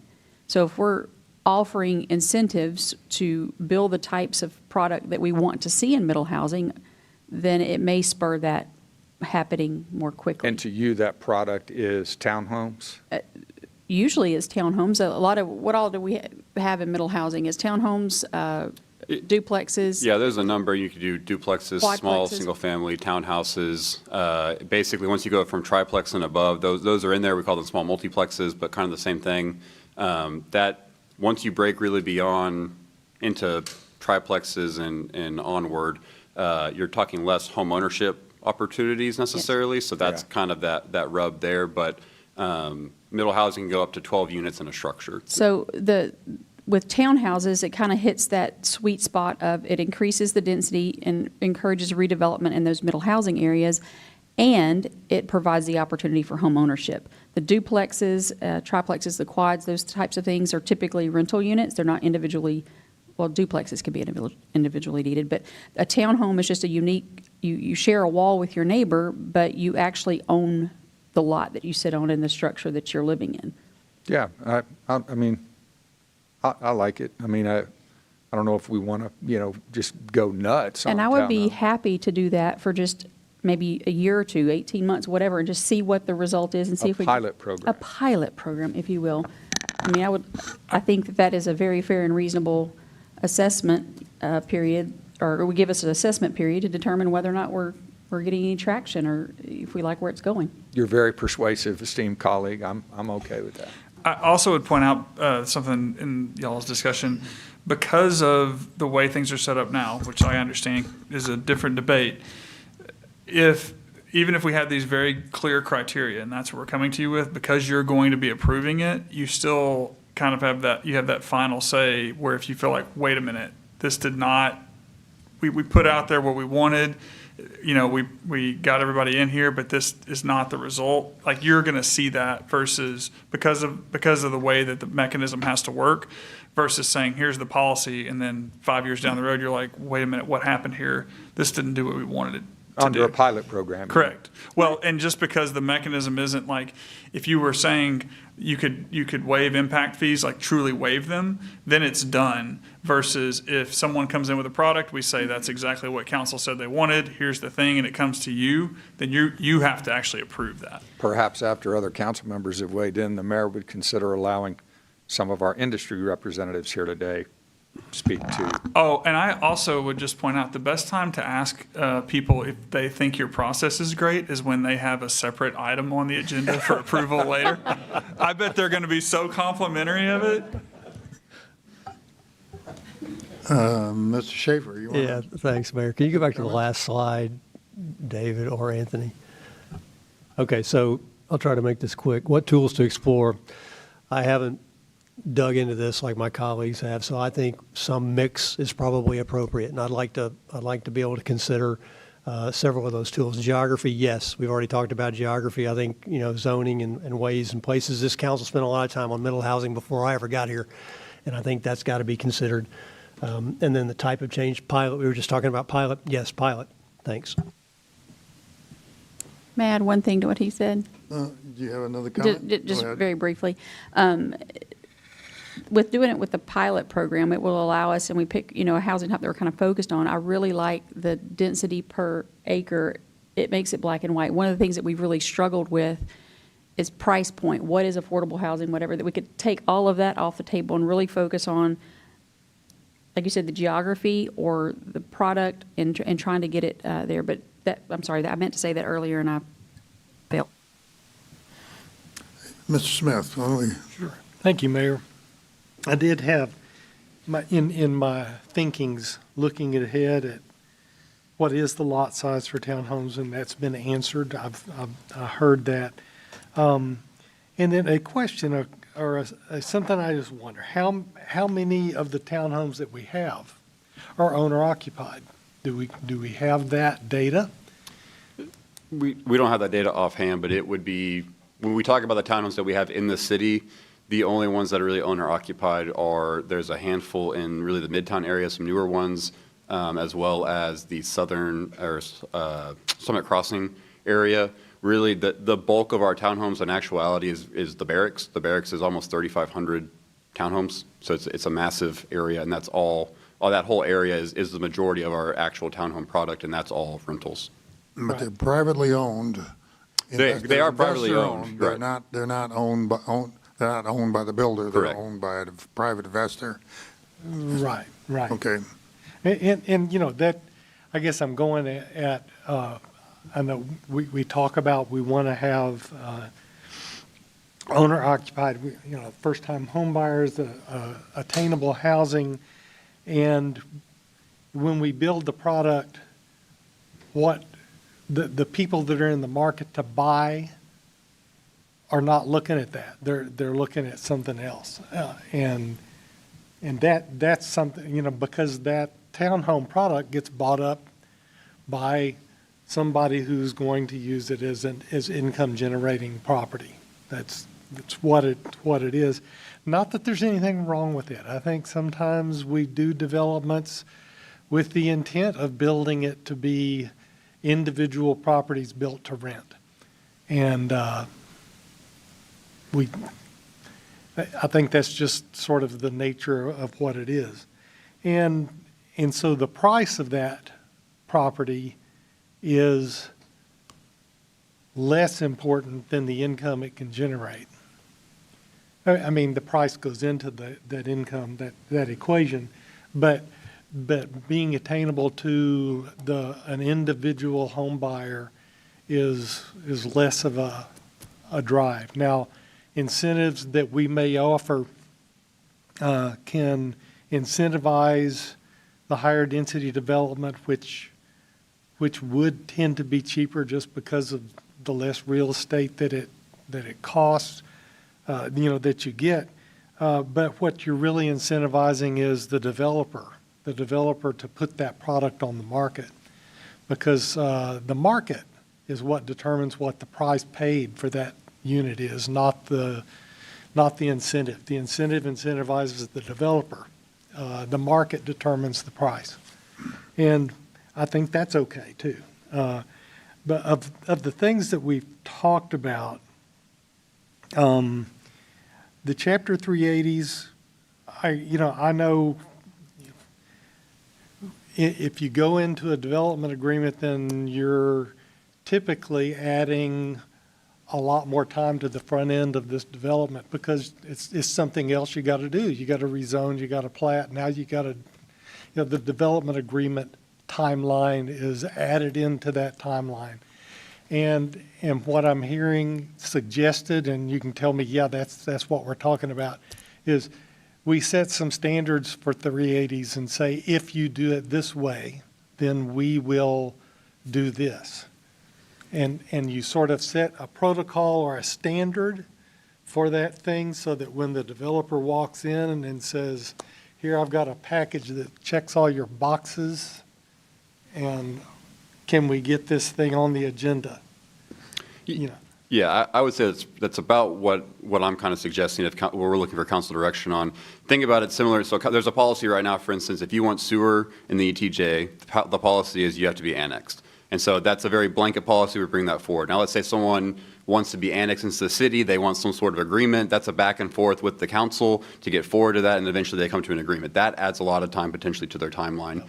And so I think we're thinking more the latter end. There's a policy. There's very clear guidelines council is looking for. And to your earlier concern about kind of who ends up in that end product, where we're envisioning this coming off of is similar to what the city of Bryan did, right? They'd had 380 agreements for 2,000 to 2,500 square foot homes. So it got very granular in the detail that they were looking for. So you could set a criteria that you wanted us to follow that says if it has XYZ pieces of it and it, if it doesn't walk like a duck like it does for student housing, then that's something that you're interested in. And so like when someone brought to us the barracks as an initial thing, we knew what that was going to be. You knew it was townhome products, you knew what the product type was, but you knew what the end market was. Same thing when you see what they've done in Midtown, when you see when Summit Crossing comes in to develop, it is very clear when we look through who that kind of end product, that end user goal is.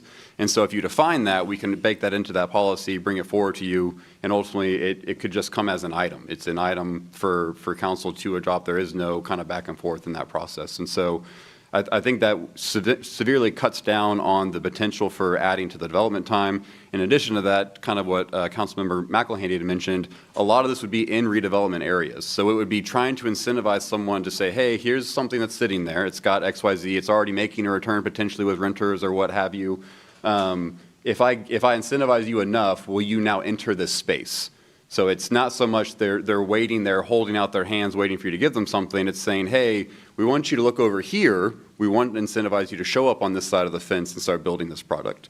And so I think there's less of a concern in my mind on that carrying cost bit, but also want to make sure that y'all understand we're looking for that direction on how granular do you want this detail of a policy to look like if you go that direction. Okay.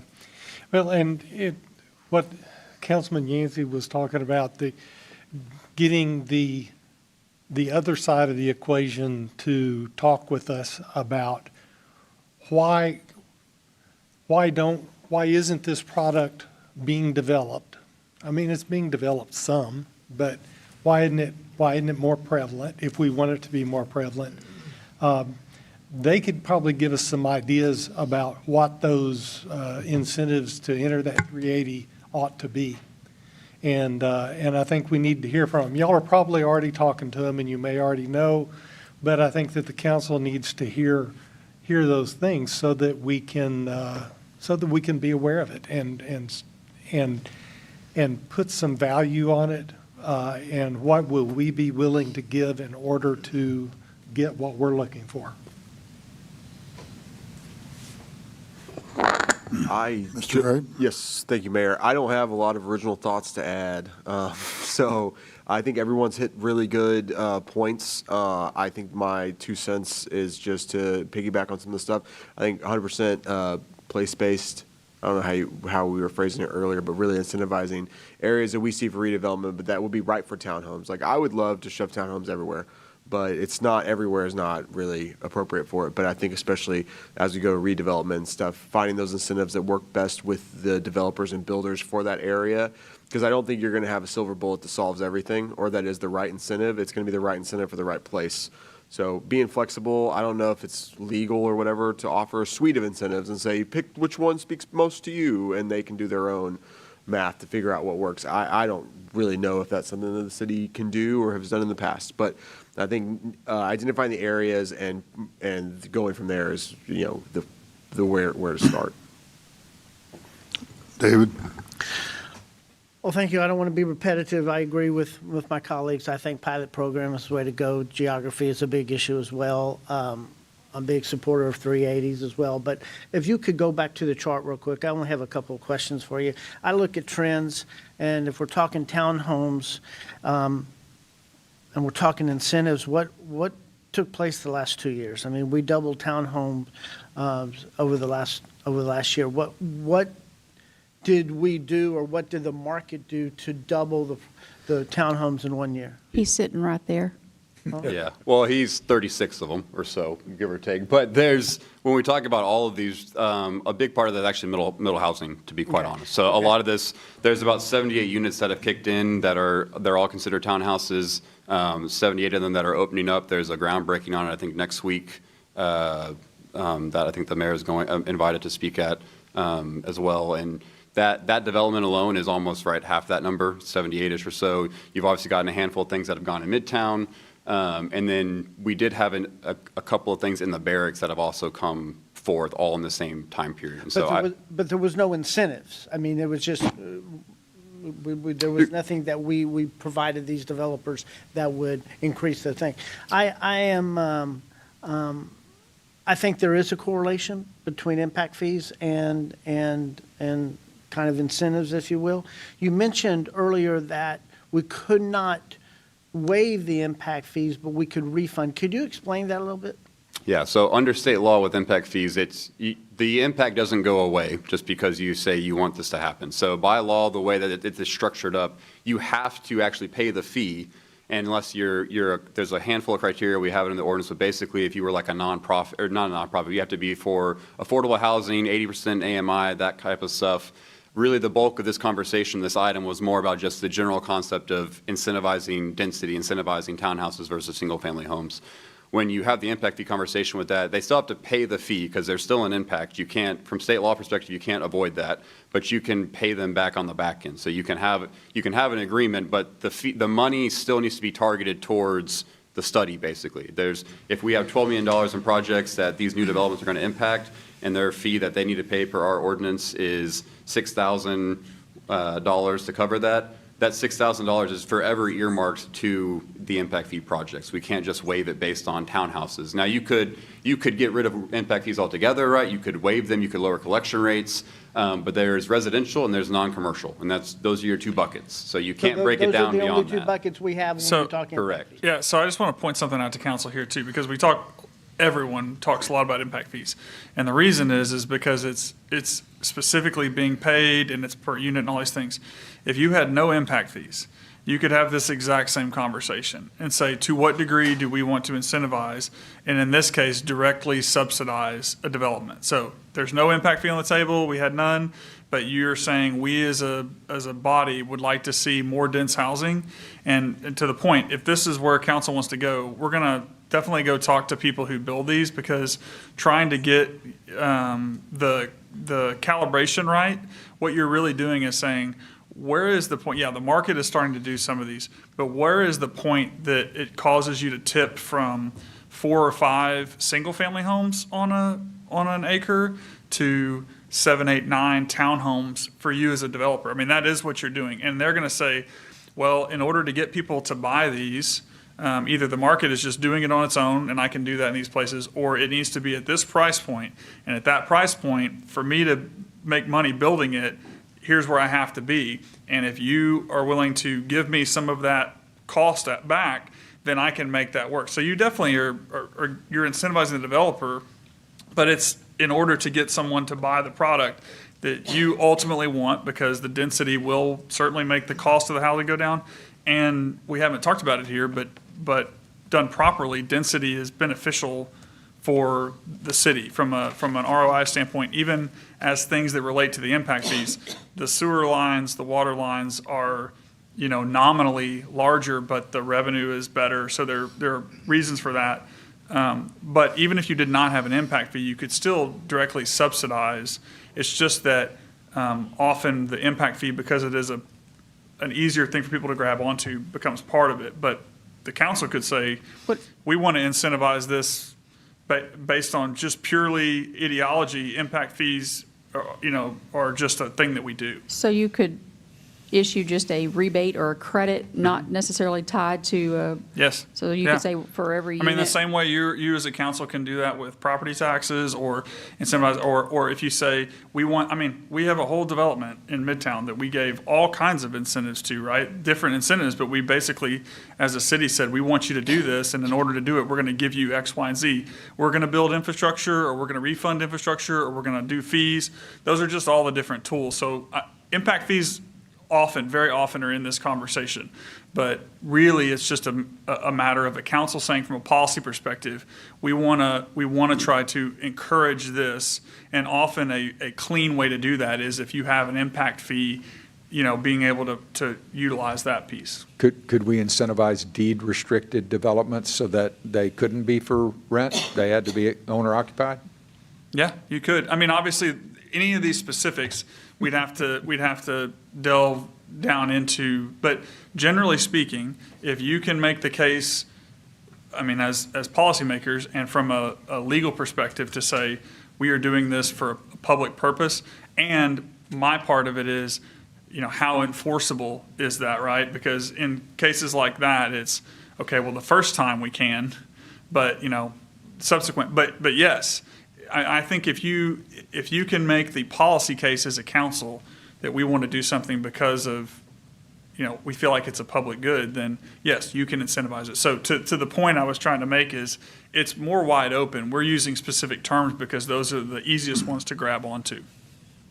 And for that matter, I think the other overarching thing you're doing as a council, we're talking about this one thing, but if you as a council are telling the industry, we would like to see this, nothing precludes the industry from coming and saying, yeah, the way you're doing this is not the way I would want, but if that's what you want, if you will do this for me, if we can make this work, then I can give you what you want. Which is really what happens when someone comes in with a big development, right? They come in and they're like, okay, you have all these rules, but I want to do something different, so I'm going to ask you to change these. In this case, it's more myopic, but it's a specific purpose. And you've got to recognize, too, that people going into middle housing zoning and buying up a lot, that's not necessarily going to be a big developer. That's going to be a mid-sized developer, even a small one that's picking up a few. Yeah, you don't have scale. So the considerations are different when you have someone that's looking for a much higher ROI based on a smaller project versus, I guess the ROI is not the price, it's the margin, I guess. And I would actually contend that what you're really trying to do here, because I think the developers, as we have seen and are seeing, I think they know what they can build. It's getting the market to realize it. So what you call it a pilot, but you could do this for a while, and then the market, once people have these, my guess is there's going to be a demand. If you want to own a home, an attached house, and I'm not prognosticating, that's every major city in the country, right? New York City is not filled with single-family houses because of that. So I think you could pilot it, but you also may just be kind of creating awareness that, hey, you can make this product work here and hopefully helping people. But there's some that already do it. You may have also people that say, I don't want you to do any of this. I can make money at it right now. I don't need anybody in this game. Who do you know that would say that? I haven't met him yet. Yeah. Well, I agree with everything that's been said. I think a pilot program is kind of a way to go, Mayor. Okay, comes back to me. I look at that numbers the last 2 years on townhomes. There are 245 of them in 2025. I don't know what it's been in 2026, but what's the problem? Somebody's building them. There's no incentives given. They're just building them because the market is demanding them, apparently. How many of these are in green space versus middle housing redevelopment, do you know? That's probably about 50-50, honestly. So I would say, again, and I have sat down with the two people in this room. We've had conversations about this. A lot of the biggest concern is entitlements. And so getting the land entitled to do the thing they're wanting to do is one of the biggest hurdles that they talk about. And that's why you'll hear something later tonight. But when we did middle housing and we did that for them, and not just for developers or big stream developers, but anybody could have that, it really opened up the ability, and we have seen a number of one-off things come in. I mean, there's probably been a dozen projects. One of them has been 78 units, but there's been a dozen that have been, 4, 5, 6 units that have come in over time because we proactively went out as a city. We made these areas middle housing. That's one thing I think David mentioned the Housing Action Plan is currently doing, is trying to find some other locations. The townhouse as a standalone zoning district actually isn't really that old when we talk about the livelihood of zonings in the city. And forever, we've had greenfield development. We've had the ability, we were annexing, we were growing. It was really, really easy to just go out there and print single-family homes. We don't have that flexibility or that growth opportunity anymore as a city. And so middle housing is really teed off where it allows you all these different ranges of products. And what we're really seeing is townhouse products being built because it does give them a better margin or a better ROI on what they're investing in. And so I do see that number growing just as we project through the years, but there also is a lag. When you talk about the pilot program, like City Manager Woods mentioned, the first high-rise in Northgate was built in 2018, and what you're seeing out there right now didn't happen until today, right? And so it can take a little bit. Someone's got to go do the proof of concept. Hopefully the stuff happening on Richards and Sterling right now with 78 units redeveloping in middle housing, starting from the ground up and tearing it down and starting over again. Hopefully that is a catalyst for the city, and that allows people to realize, kind of like the city manager said, that this is a market that you can do and you can be successful here. And so I think you will see that grow, but certainly it is council's purview to say, hey, we want you to bring more of this and do this over the single family detached.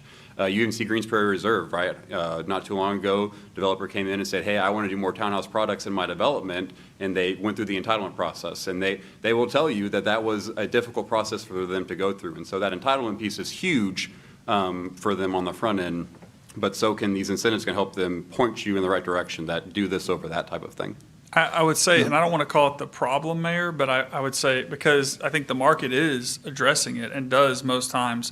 And whether cities should do any of this or not is really a council question, right? Right. But when people say like, well, why do you own land, that you're trying to make commercial or industrial? As a city, we have reasons that we say we do that, right? Well, because it could all be filled in this way, but we feel like there's value here. I think really what this is we have a finite amount of land. And some of the answer forever has been, well, just go get bigger and annex more or do these things.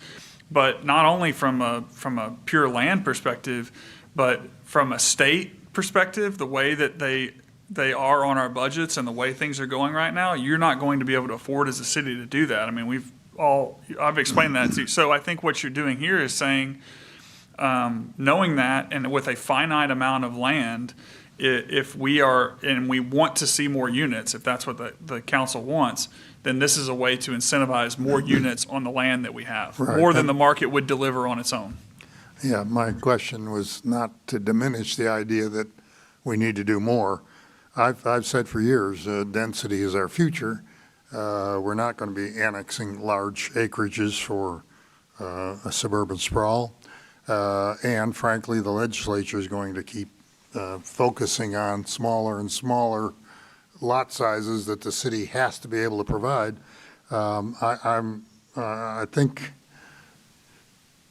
density is important in College Station. I just think it is in and of itself and for the future. But I also think that this is a way to encourage what we've invested 2 years of our collective lives up here talking about, things like middle housing, rezoning, I mean, going through the whole process. Now, and that's where I think if you want to talk about geography, that's the geography that we ought to be targeting. However, I think you get back to the idea that a lot of this is going to be investor-owned properties. Yeah, they'll be owned, but they'll be investor-owned. They won't be homesteaded. And so I think you got to accept that. That's what's going to happen because there are people who want to invest in these because we got a demand for this kind of housing. Middle housing, the way we laid it out, is not that far away from the campus, so there's going to be a demand for rentals no matter what you do.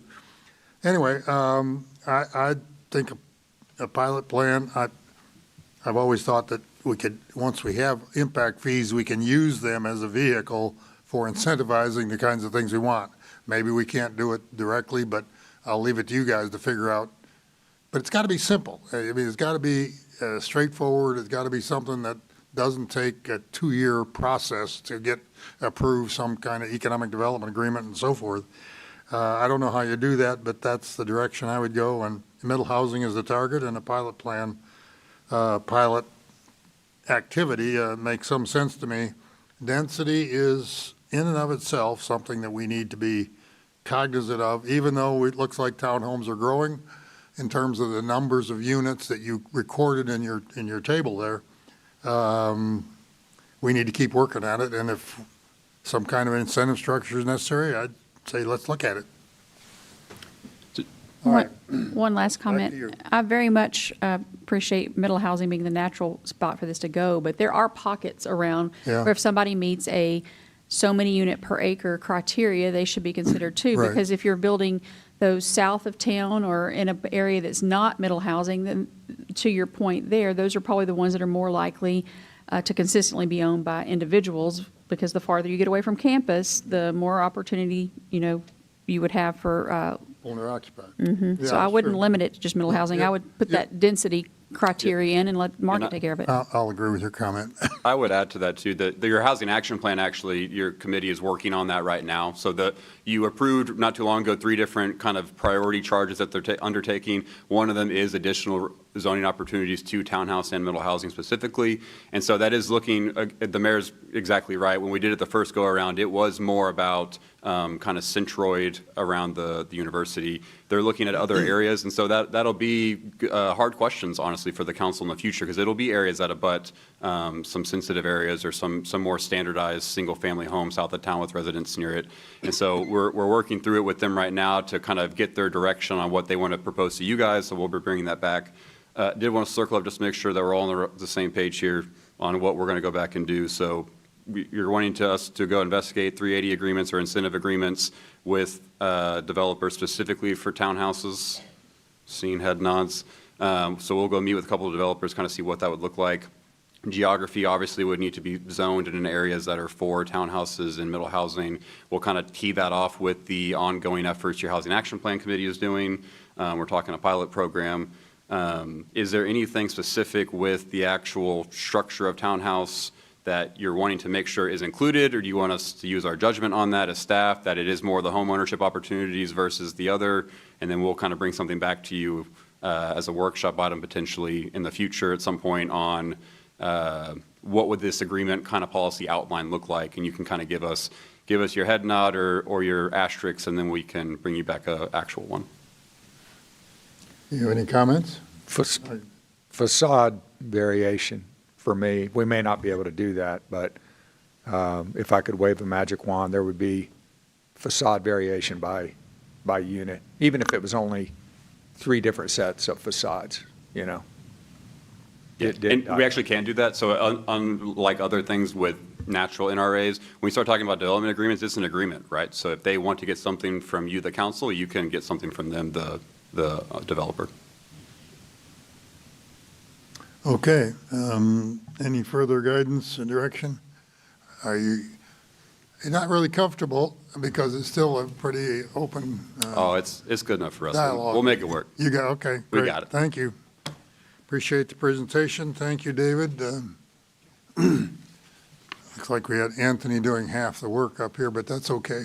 They want you to attack. Moving on to items 9.1 and 9.2. This is the regular agenda we're on to now. Mr. Jeff Howell's coming forward. While he is, I'm opening both 9.1, which is the land use change, and 9.2. If the land use change is adopted, then the rezoning, which is 9.2, it takes effect to be debated. So I'm going to open both of these same time. Staff's going to make a presentation. We'll ask questions. Applicant can speak. And then we'll have an open hearing for both items, and then we'll vote on each item separately.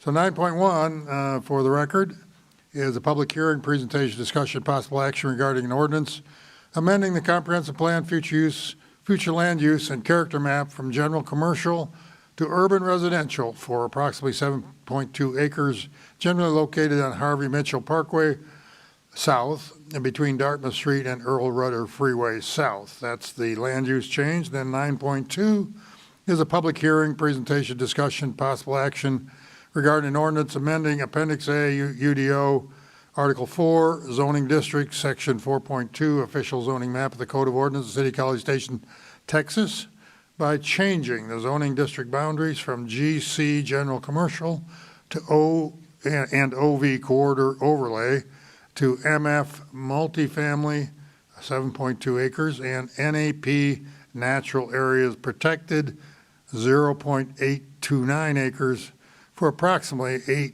8.029 acres, generally located on Harvey Mitchell Parkway South between Dartmouth Street and Earl Rudder Freeway South. A rather long mouthful, but maybe that set things up for Mr. Howell. He can make the presentation for staff, and we'll go around and have questions after that. Thank you. Thank you. Good evening, Mayor and City Council. Jeff Howell with the Planning and Development Services Department. As was mentioned, tonight's request is for 2 separate items on approximately 8 acres of land generally located on Harvey Mitchell Parkway South between Dartmouth Street and Earl Rudder Freeway South. As you can see from the aerial, the subject property is currently vacant. Tonight's first request is to change the comprehensive plan future land use designation from general commercial to urban residential for about a 7.2 acre portion of the subject property. The urban residential land use designation is appropriate for a range of high-density multifamily and attached residential development in various forms. And so in conjunction with this, the applicant is requesting to rezone an 8 acre portion of the property from GC General Commercial and OV Corridor Overlay to MF Multifamily and NAP Natural Areas Protected. The MF multifamily is for the 7.2 acre portion, and the NAP is, as was mentioned, 0.829 acres. The applicant is proposing a multifamily development, which would not be allowed on a property that is zoned general commercial. The applicant is also requesting the rezoning to NAP for a portion of the property to correct an error in the original zoning map. The applicant is also requesting the removal of the corridor overlay on the entire property. Staff believes the proposal to amend this portion of the property entirely to urban residential, as well as to rezone it entirely to multifamily, is not compatible with the character of the area nor previous efforts of the city, as there is no preservation of the commercial corridor of Harvey Mitchell Parkway South. In 2016 and 2017, as part of a citywide initiative, over 100 acres were rezoned to commercial throughout the city to preserve potential sites for future commercial development. Around that same time, an interlocal agreement with the county was entered into to stimulate commercial activity as it relates to the Dartmouth Street extension. Also related to that street extension, a development agreement was entered into with the property owner, at which time there was an indication that this property would include some commercial development. Staff has received 6 phone calls in opposition to these requests with concerns over drainage, flooding, and the removal of trees. With that, staff is recommending denial of the amendment to the future land use designation and the rezoning request. These items were heard at the June 18th Planning and Zoning Commission meeting, where it was voted 4-2 to recommend approval. And that concludes my presentation, and I'm happy to answer any questions, as is the applicant. Okay, you have before you the proposal on the land use change. Let's start with questions. Mr. White, do you have a question? I just And have we'll a go this question. way. Can you, No, you start. You start. P&Z, you said 4-2 with approval of your recommendation No. or with approval of the developer's recommendation? With approval of the developer. of the request. Recommending approval of the Okay, yes. rezoning request. I've researched this pretty extensively, and I support the developer. Comment? Questions? I don't have any questions. Questions? Jeff, what was the zoning prior to the general commercial with the corridor overlay? It was PMUD, it was planned mixed use, and then it was rezoned. This property and the adjacent property to the left, that's multifamily, that was rezoned as part of that. The multifamily was originally general suburban and office, and this portion that was general commercial was that PMUD, and then it rezoned to make that split. Okay, so there could have been multifamily under mixed use, correct? Right, they could have done that as part of it. And did we originate the change to general commercial, or was that something that was originated by the owner? I believe it was done by the owner. It's the same owner that's want to take it back to where kind of it was before? I believe so, yeah. And that was around that same time as that 2017 development agreement and interlocal agreement, all that kind of happened around that same time. Okay, thank you. Why the recommendation against? I mean, I thought the whole new urbanism thing was housing in office in general commercial and kind of a blended city in broad strokes. Why recommend against? So in this instance, with the, first with the comprehensive plan designation, as you can see on the opposite side of Harvey Mitchell, it does create a corridor. This is in the planning area for the Harvey Mitchell corridor. And so that preservation of the commercial was part of that recommendation. And then so with that and with the other items that were brought forward to indicate that that preservation of commercial should be preserved in this instance is why the recommendation, so they are going hand in hand.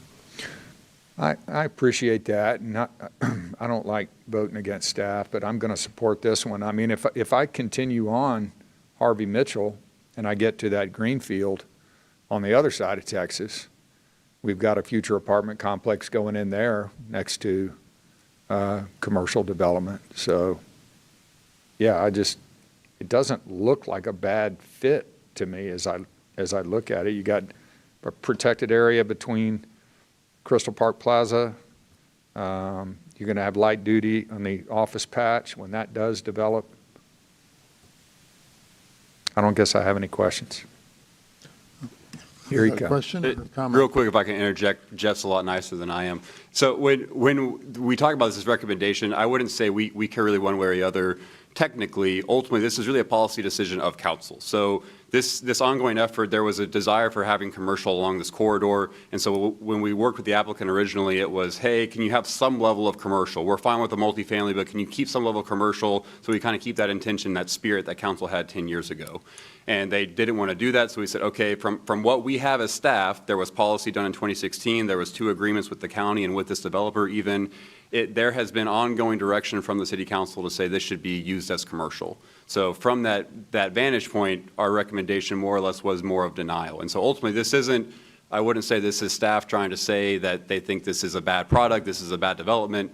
This is us saying that council direction for a decade has been it should be X, and we were trying to preserve that X by get the rest of what we think is an appropriate use here, but we just weren't able to get there at a staff level.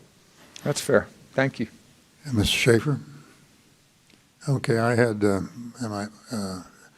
Mr. Armstrong, maybe it's best to ask you this question, or it's really a reflection on the history that you made reference to.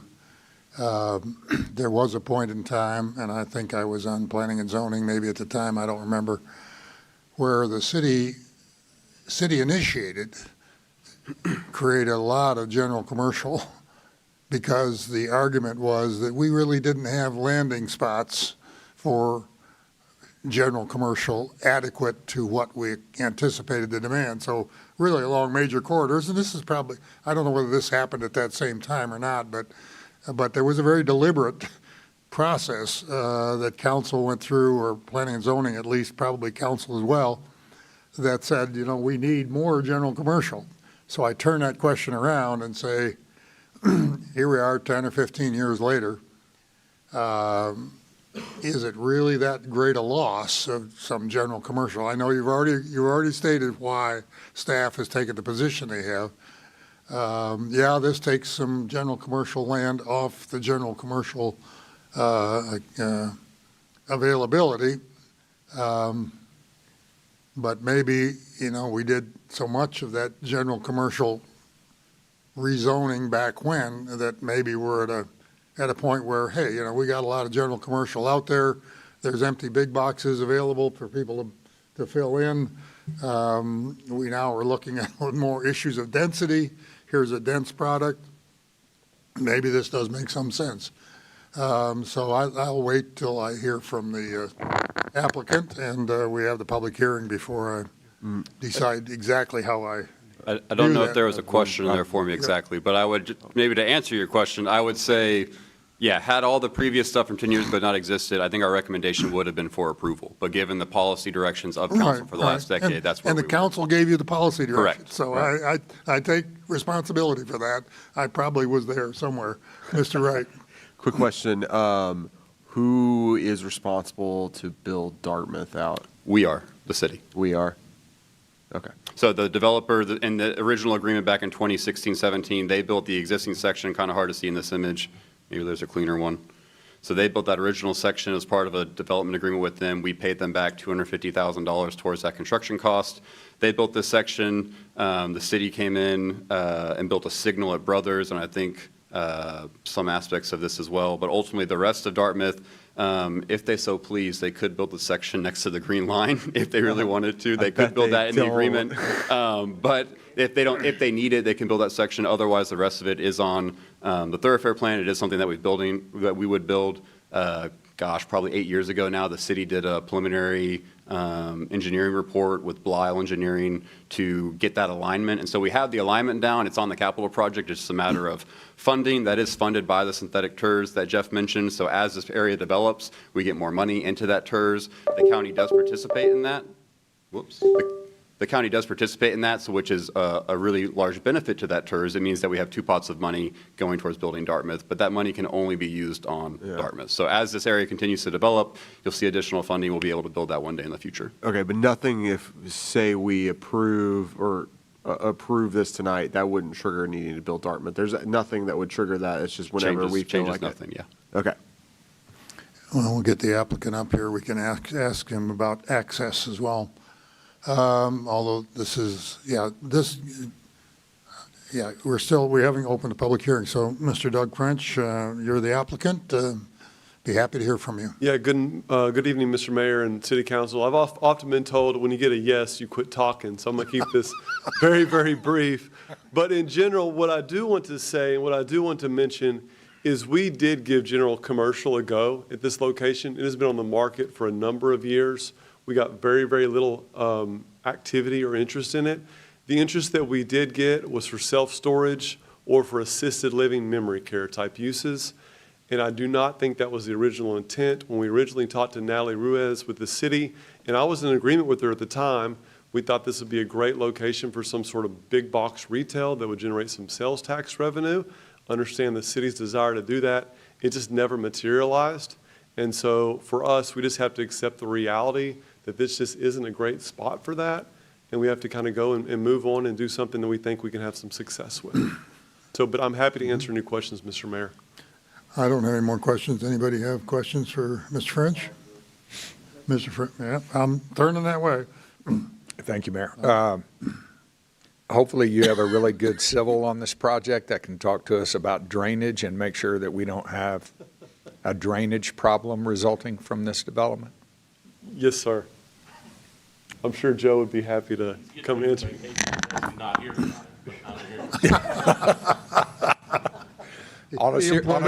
We can confirm that any development, including this one, no matter how it's zoned, will have to conform to the city's development standards, including drainage, which means they will cause no downstream impacts.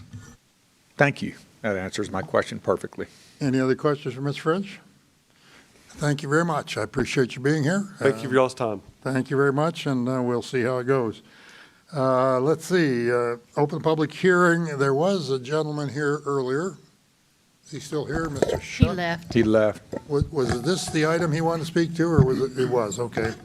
Well, he started to make a statement, but it was not at the right place, so we can't accept that statement at this time. Anybody else? I open the public hearing. Is there anyone wishes to speak to the council on items 9.1 or 9.2? Seeing none, I'll close the public hearing, and we are going to vote on each item separately. One is the land use, as I talked about, and the other one is the zoning that's before you on the map. So the chair will open up the floor for discussion. If you're ready to make a motion, I'll entertain a motion. Mayor? This is on 9.1. Just wanted to add comment. I attended the P&Z meeting on this item, and there were folks who spoke at the P&Z meeting, and the opposition all comes around concerns about drainage, and the same answer was given then that, well, commercial is not necessary. I mean, not one type of development's not likely to contribute more or less drainage, and our drainage regulations would apply to whatever development occurred there. And, you know, so just so you know, the sentiment from the public that I heard was primarily about the drainage. It was not about the land use. Mhm.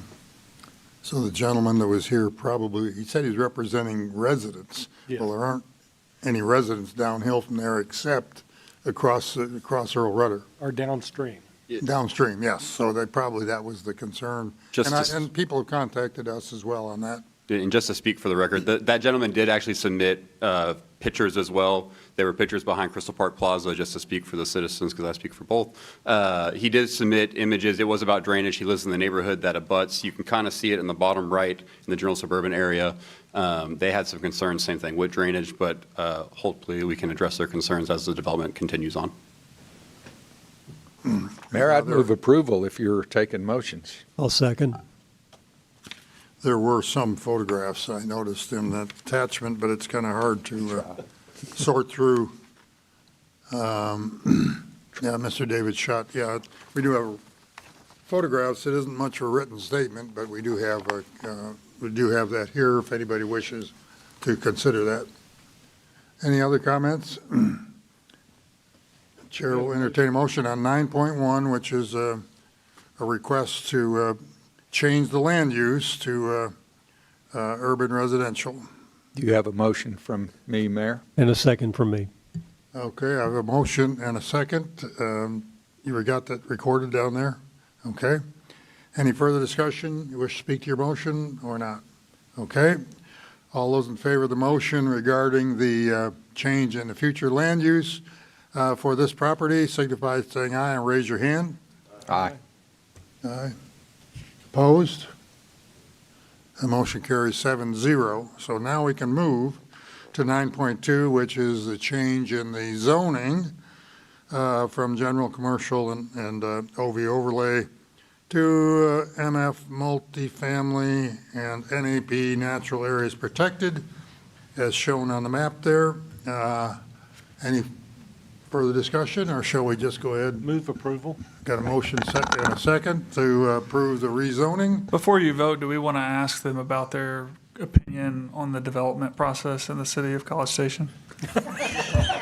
No, I think the gentleman said if he's getting a yes, he doesn't want to talk anymore. But I would trust that staff has got this guy's phone number, and they're part of that dialogue. Those things are in the background. I'm sure that gentleman will be very much involved in helping the city find a way forward on the density question. So we have motion and second on the floor. If there's no further discussion, all those in favor say aye. Aye. Opposed? Motion carries unanimously. So we've approved both of those items. And we move on. Thank you very much for being here, and thank you to staff for making the presentation. We move on to item 9.3, which again is this time Gabriel. Gabriel Schrum will be here. Let me read the statement. This is a public hearing, presentation, discussion, possible action regarding an ordinance amending Appendix A, UDO Article 6, Use Regulations, Section 6.3C, Use Table, and Section 6.4.AC, Vehicular Sales, Rental, Repair, and Service of the Code of Ordinances of the City of College Station, Texas, by amending certain sections relating to use requirements and specific standards for vehicular sales within the Wolf Pen Creek WPC district. Mr. Schrum.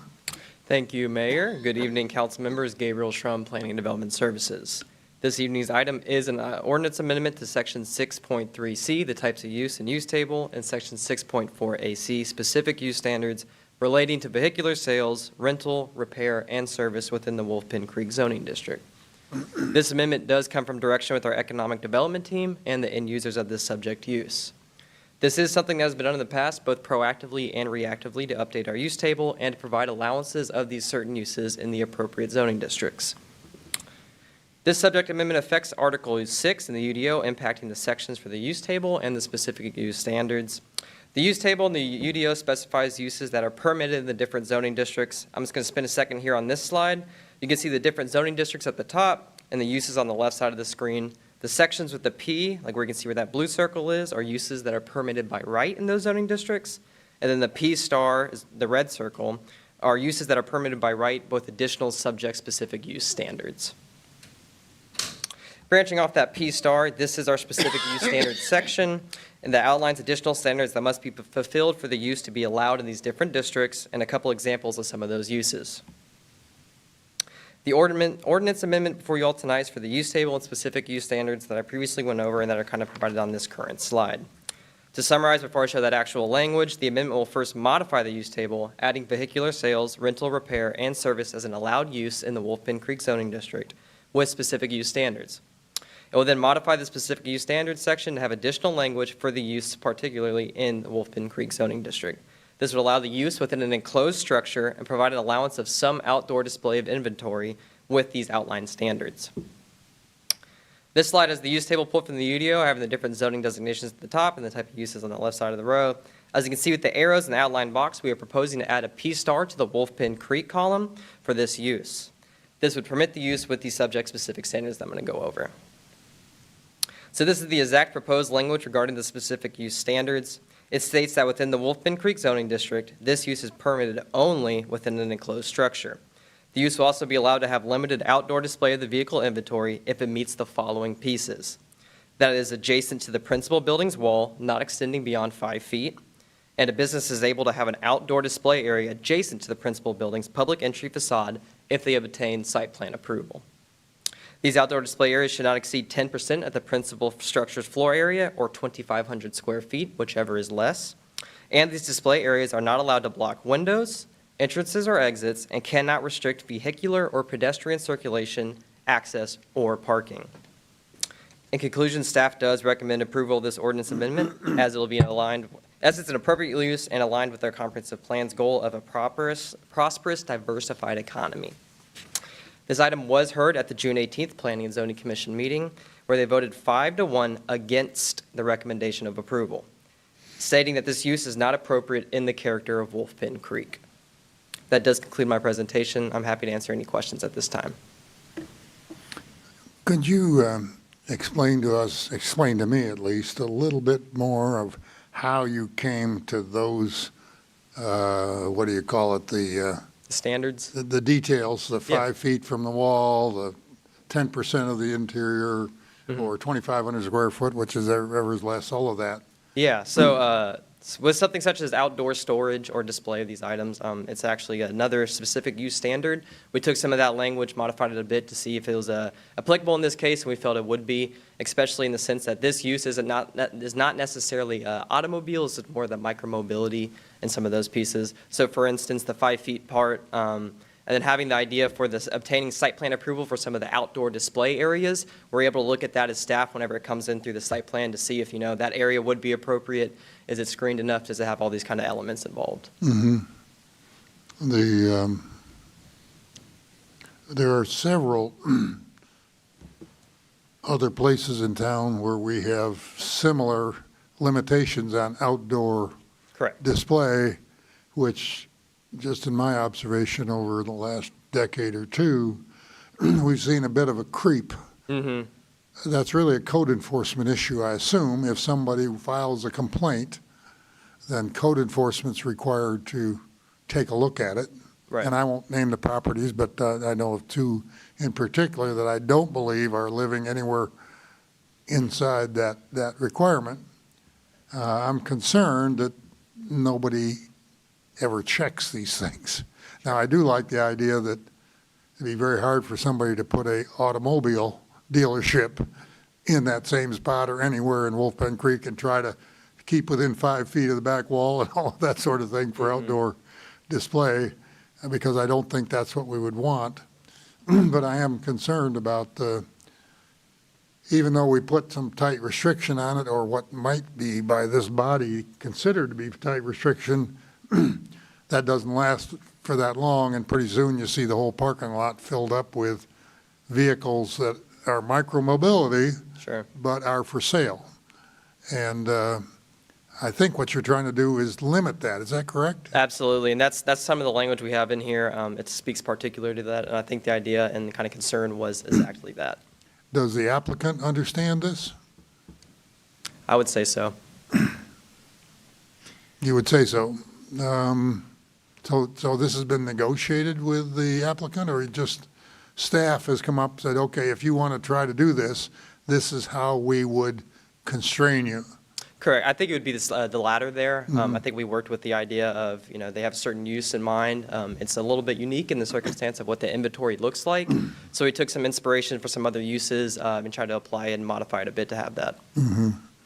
You were at that meeting, you said? Now, I don't recall the discussion on this, and to me, a picture would help to see, or how would what we're looking at here compare to, say, the Harley Davidson, or something else that I can draw a parallel to think about what I'm looking at. Yeah. Are we approving just the language in the table, or are we approving a specific request for?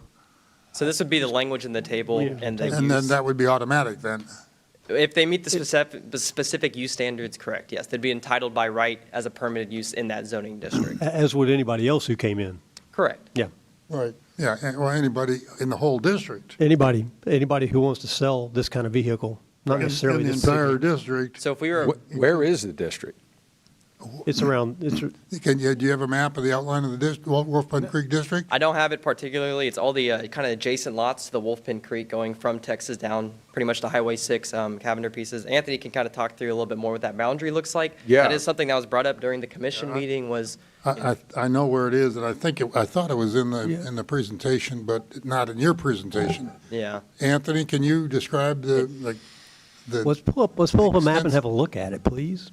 Can we look at? I don't think we have a Somebody map can of the somebody can presentation. pull up a Google map and show you. We can pull something, but yeah, I mean, Gabriel's right. It's directly, it's all the properties directly adjacent to Wolfpin Creek. So from Texas Avenue out to Highway 6, there's a handful along Harvey Road, and then it basically a lot of apartment complexes, things through there.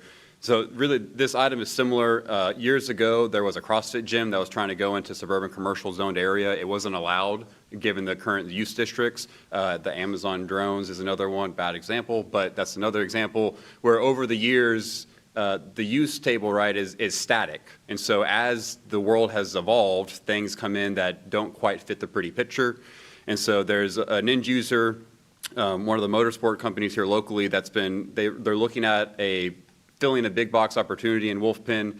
And so while working through with them, we said, we talked about, could you just do a rezoning? So could I just come and rezone this specific property to general commercial? And we talked about that. Our concern there was Wolfpin Creek as a district. It's I don't want to use it's not spot zoning, but I can't think of a better word right now. But we wouldn't want to degrade the district. So we didn't want to take out a property from Wolfpin Creek. We didn't want to remove the requirements that exist there. It's a design district similar to Northgate, right? And so there are specific requirements with WPC, such as facing the creek and kind of making that area a little bit better. How does its perimeter compare to the item we heard at the last meeting, the Harvey Road, or one of the last two? Yeah. The Harvey redevelopment corridor. In the corridor, there are only 5, 6 properties that are zoned WPC. So and it's basically from Texas Avenue to, not Ozona's, what's the one, Anchor Bar, where the Anchor Bar was. From Texas Avenue to Anchor Bar, that section is zoned WPC, everything else is not. And so this is separate from that. So it's skinny and meandering? Yeah, skinny and meandering. Weirdly shaped? Yeah, I mean, really, this particular type of use, when we talked about it in the district, this is really there's only one property that could really fit this, or maybe a couple on the Harvey Road District corridor. But we wanted to keep the extra restrictions we get with WPC on this use. So it wasn't so much that we thought zoning was the best case scenario.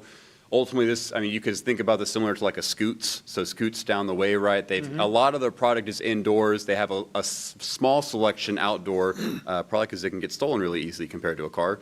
And so this would be the same same issue. We were concerned about having a lot of product, a lot of things out there lying in the street, lying in the parking lot. We don't want car dealerships in Wolfpin Creek District. That's not what we're looking for.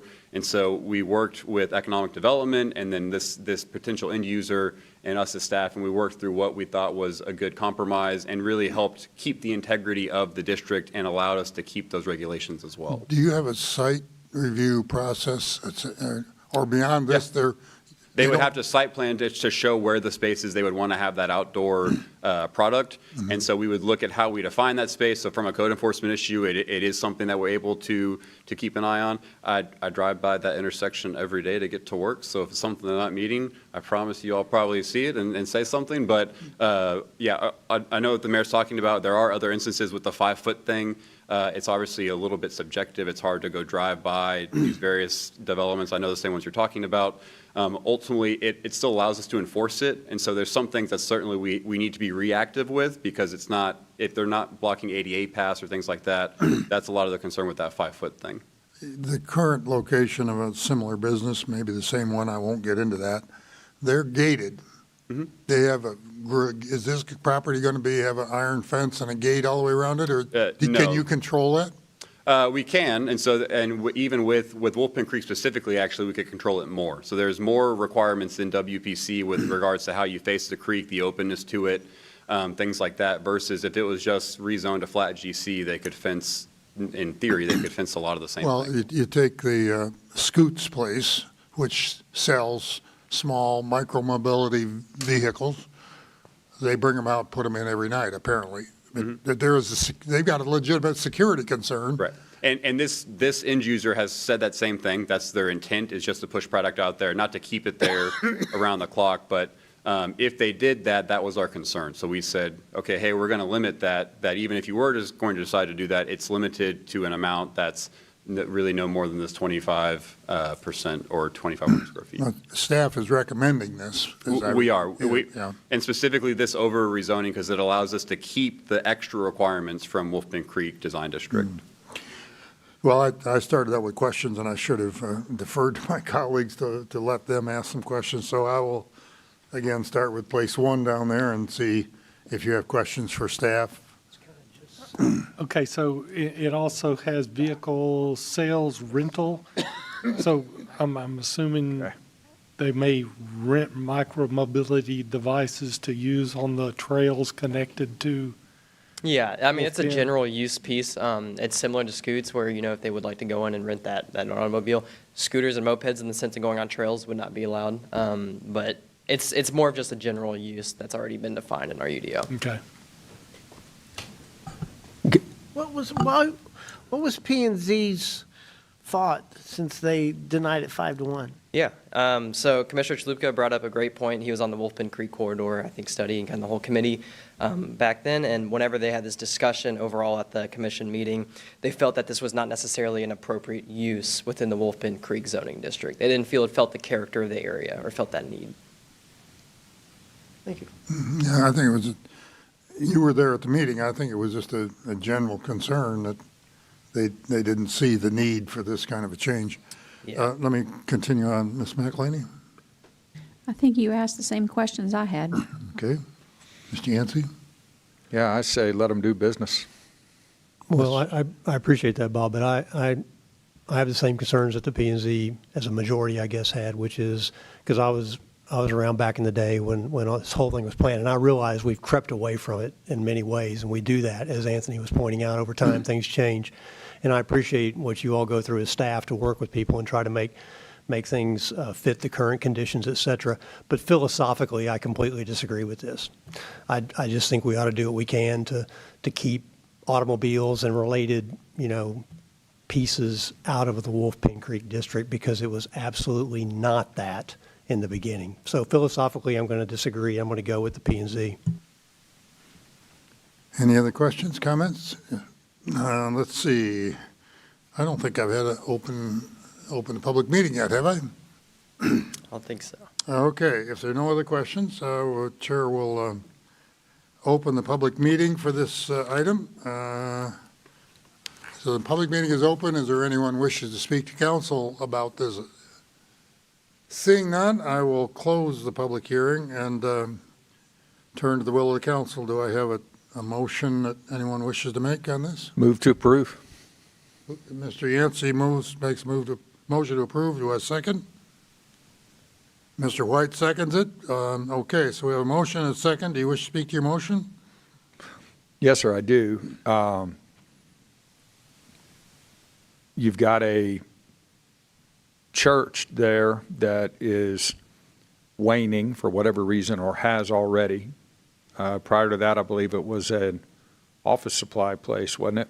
Yeah, merged. That for whatever reason went away. We lost Ozona on that corridor, albeit a entrepreneur that I really respect is looking at that property. We've had trouble along Harvey, and that's why we are looking at the redevelopment corridor. And here you've got a very successful business. I think it's a commercial corridor. I mean, it's got some beauty, definitely, and I don't want to disturb that. It's not like they're, destroying any trails or green space. It's already a parking lot and a building. So why not let these guys create jobs and create happy customers and sell product and maybe light up that corridor a little bit? That would be my opinion, Mayor. Thank you, Mr. White. Do you want to speak? Let me just, before we vote, I'm kind of torn on this one, and I generally agree with everything that Mr. Yancy has said, but I do know that we do have a planning activity that's just beginning on that whole highway, and it seems to me that that corridor, I should say, I think it's called the Harvey Corridor, and this property is part of that planning process. And here we are making a decision about changing the approach to that particular piece of property that's right in the middle of all of this along there. So I'm kind of the mind in a way that we've got a planning process that's just kicking off, which talks about all these kinds of things and would consider this. So why are we jumping ahead and changing the requirements just on one piece of property? Although I understand why, because Mr. Yancy has very eloquently explained the logic from an economic development point of view, a going business that is located in the community that we'd like to keep in the community. And so we'll see after the vote how I vote. Okay, we have a motion and a second. All those in favor of the motion signify by saying aye and raise your hand. Aye. All those opposed? Pardon? What motion was to approve it? We have, keep your hands up. 1, 2, 3, 4. How many opposed? 3 opposed. So the motion carries 4-3. May I make a comment, Mayor? We didn't get to comment, just one comment. Oh, I'm sorry. No, if the reason I support this is because this is a technology. I really do think micromobility, and I know Dr. Shafer is a big proponent of it as well. I drive that every day. I live, not too far away, and based on the footprint that they're trying to, again, there just wasn't a place for it in the ordinance before. I don't know that it will in any way materially impact my ability to enjoy that area, and there's a lot of opportunities in that area to enjoy micromobility, so that's why I support it. Thank you very much. Appreciate the addition. I apologize not giving you time to comment. So the outcome is a motion is 4-3 to approve the recommended change. So we can proceed from there, which ends our regular agenda. Moving on to item 10, items of community interest and the council calendar. Council calendar is in front of you. I will remind council that you're going to be busy next week. Budget workshop is Monday, Tuesday, and Wednesday afternoons. Where is it on here? Yeah, July 13th to 15th. That's 1 p.m. we start? 1 p.m. till whenever we want to finish. For each, hold those 3 days open for that.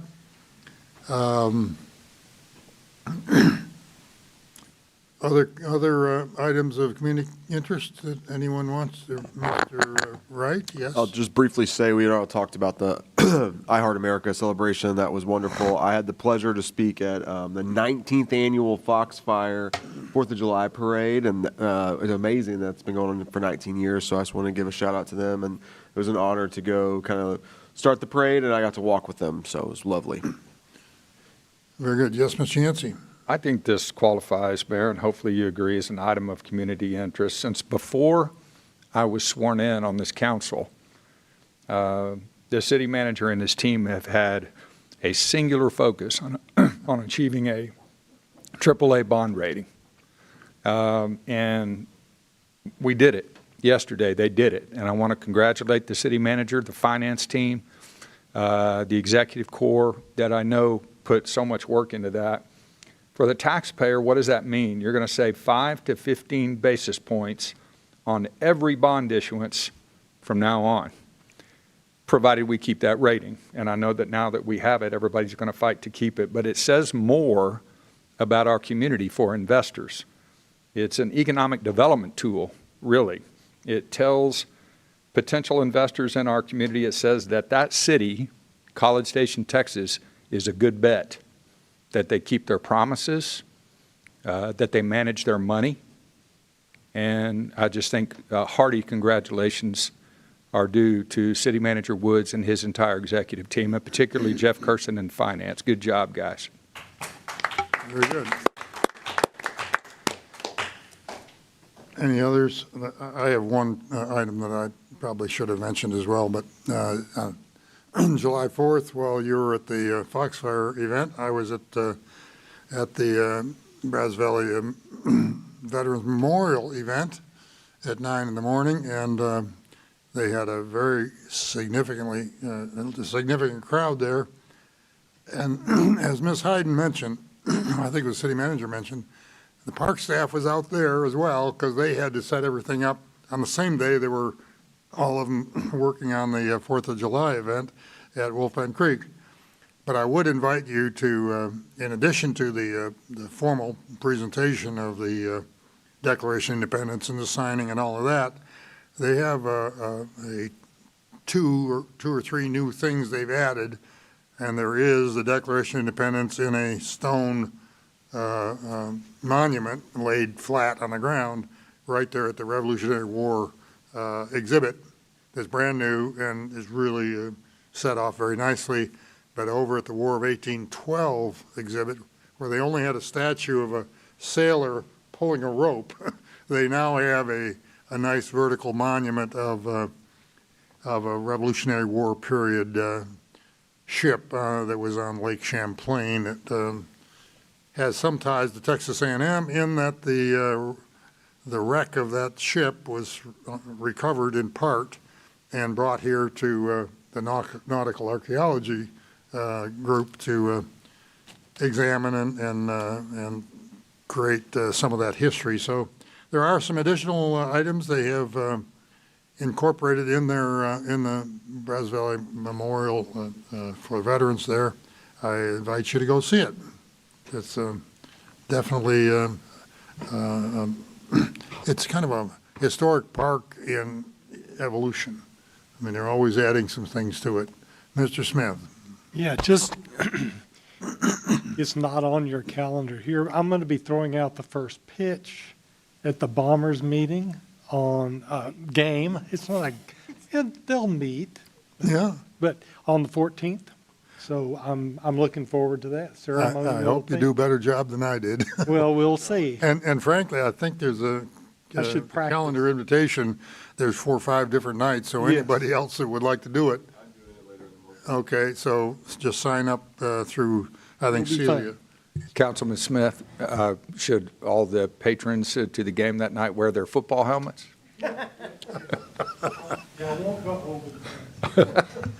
I didn't even get it to home plate, so nobody had to worry about me throwing it up into the stands. All right. Any other items for community interest? If not, committees, reports, committee reports, boards and commissions? Nothing reportable. Okay, and future agenda items. Mr. Yancy, did you want to bring one up? Yes, sir, I do. I'd like to add to the city manager and his team's repertoire, Fire Station 4, where we have the Easterwood aircraft rescue and firefighting team, as well as a significant public safety coverage for the city writ large, at least on the northwest side. And the changes that Texas A&M University, or the system, I should say, are looking at making out there, and how that affects us from a public safety perspective, how it affects the taxpayers at the city of College Station. I think that's a very important public safety issue that we need to understand and get ahead of if we can. Is there support for that among council members? Everybody, I think you got support. Mr. Woods, if you could add that to your list of future workshop items, I think it'd be appropriate and even more so important to get that update. And if you want to know a little bit about public firefighting, I noticed that July 2nd is their annual public firefighting demonstration night out at the Firemen's Training School. Any other future agenda items? If not, this council stands adjourned, and it's not even 9 o'clock. Thank you.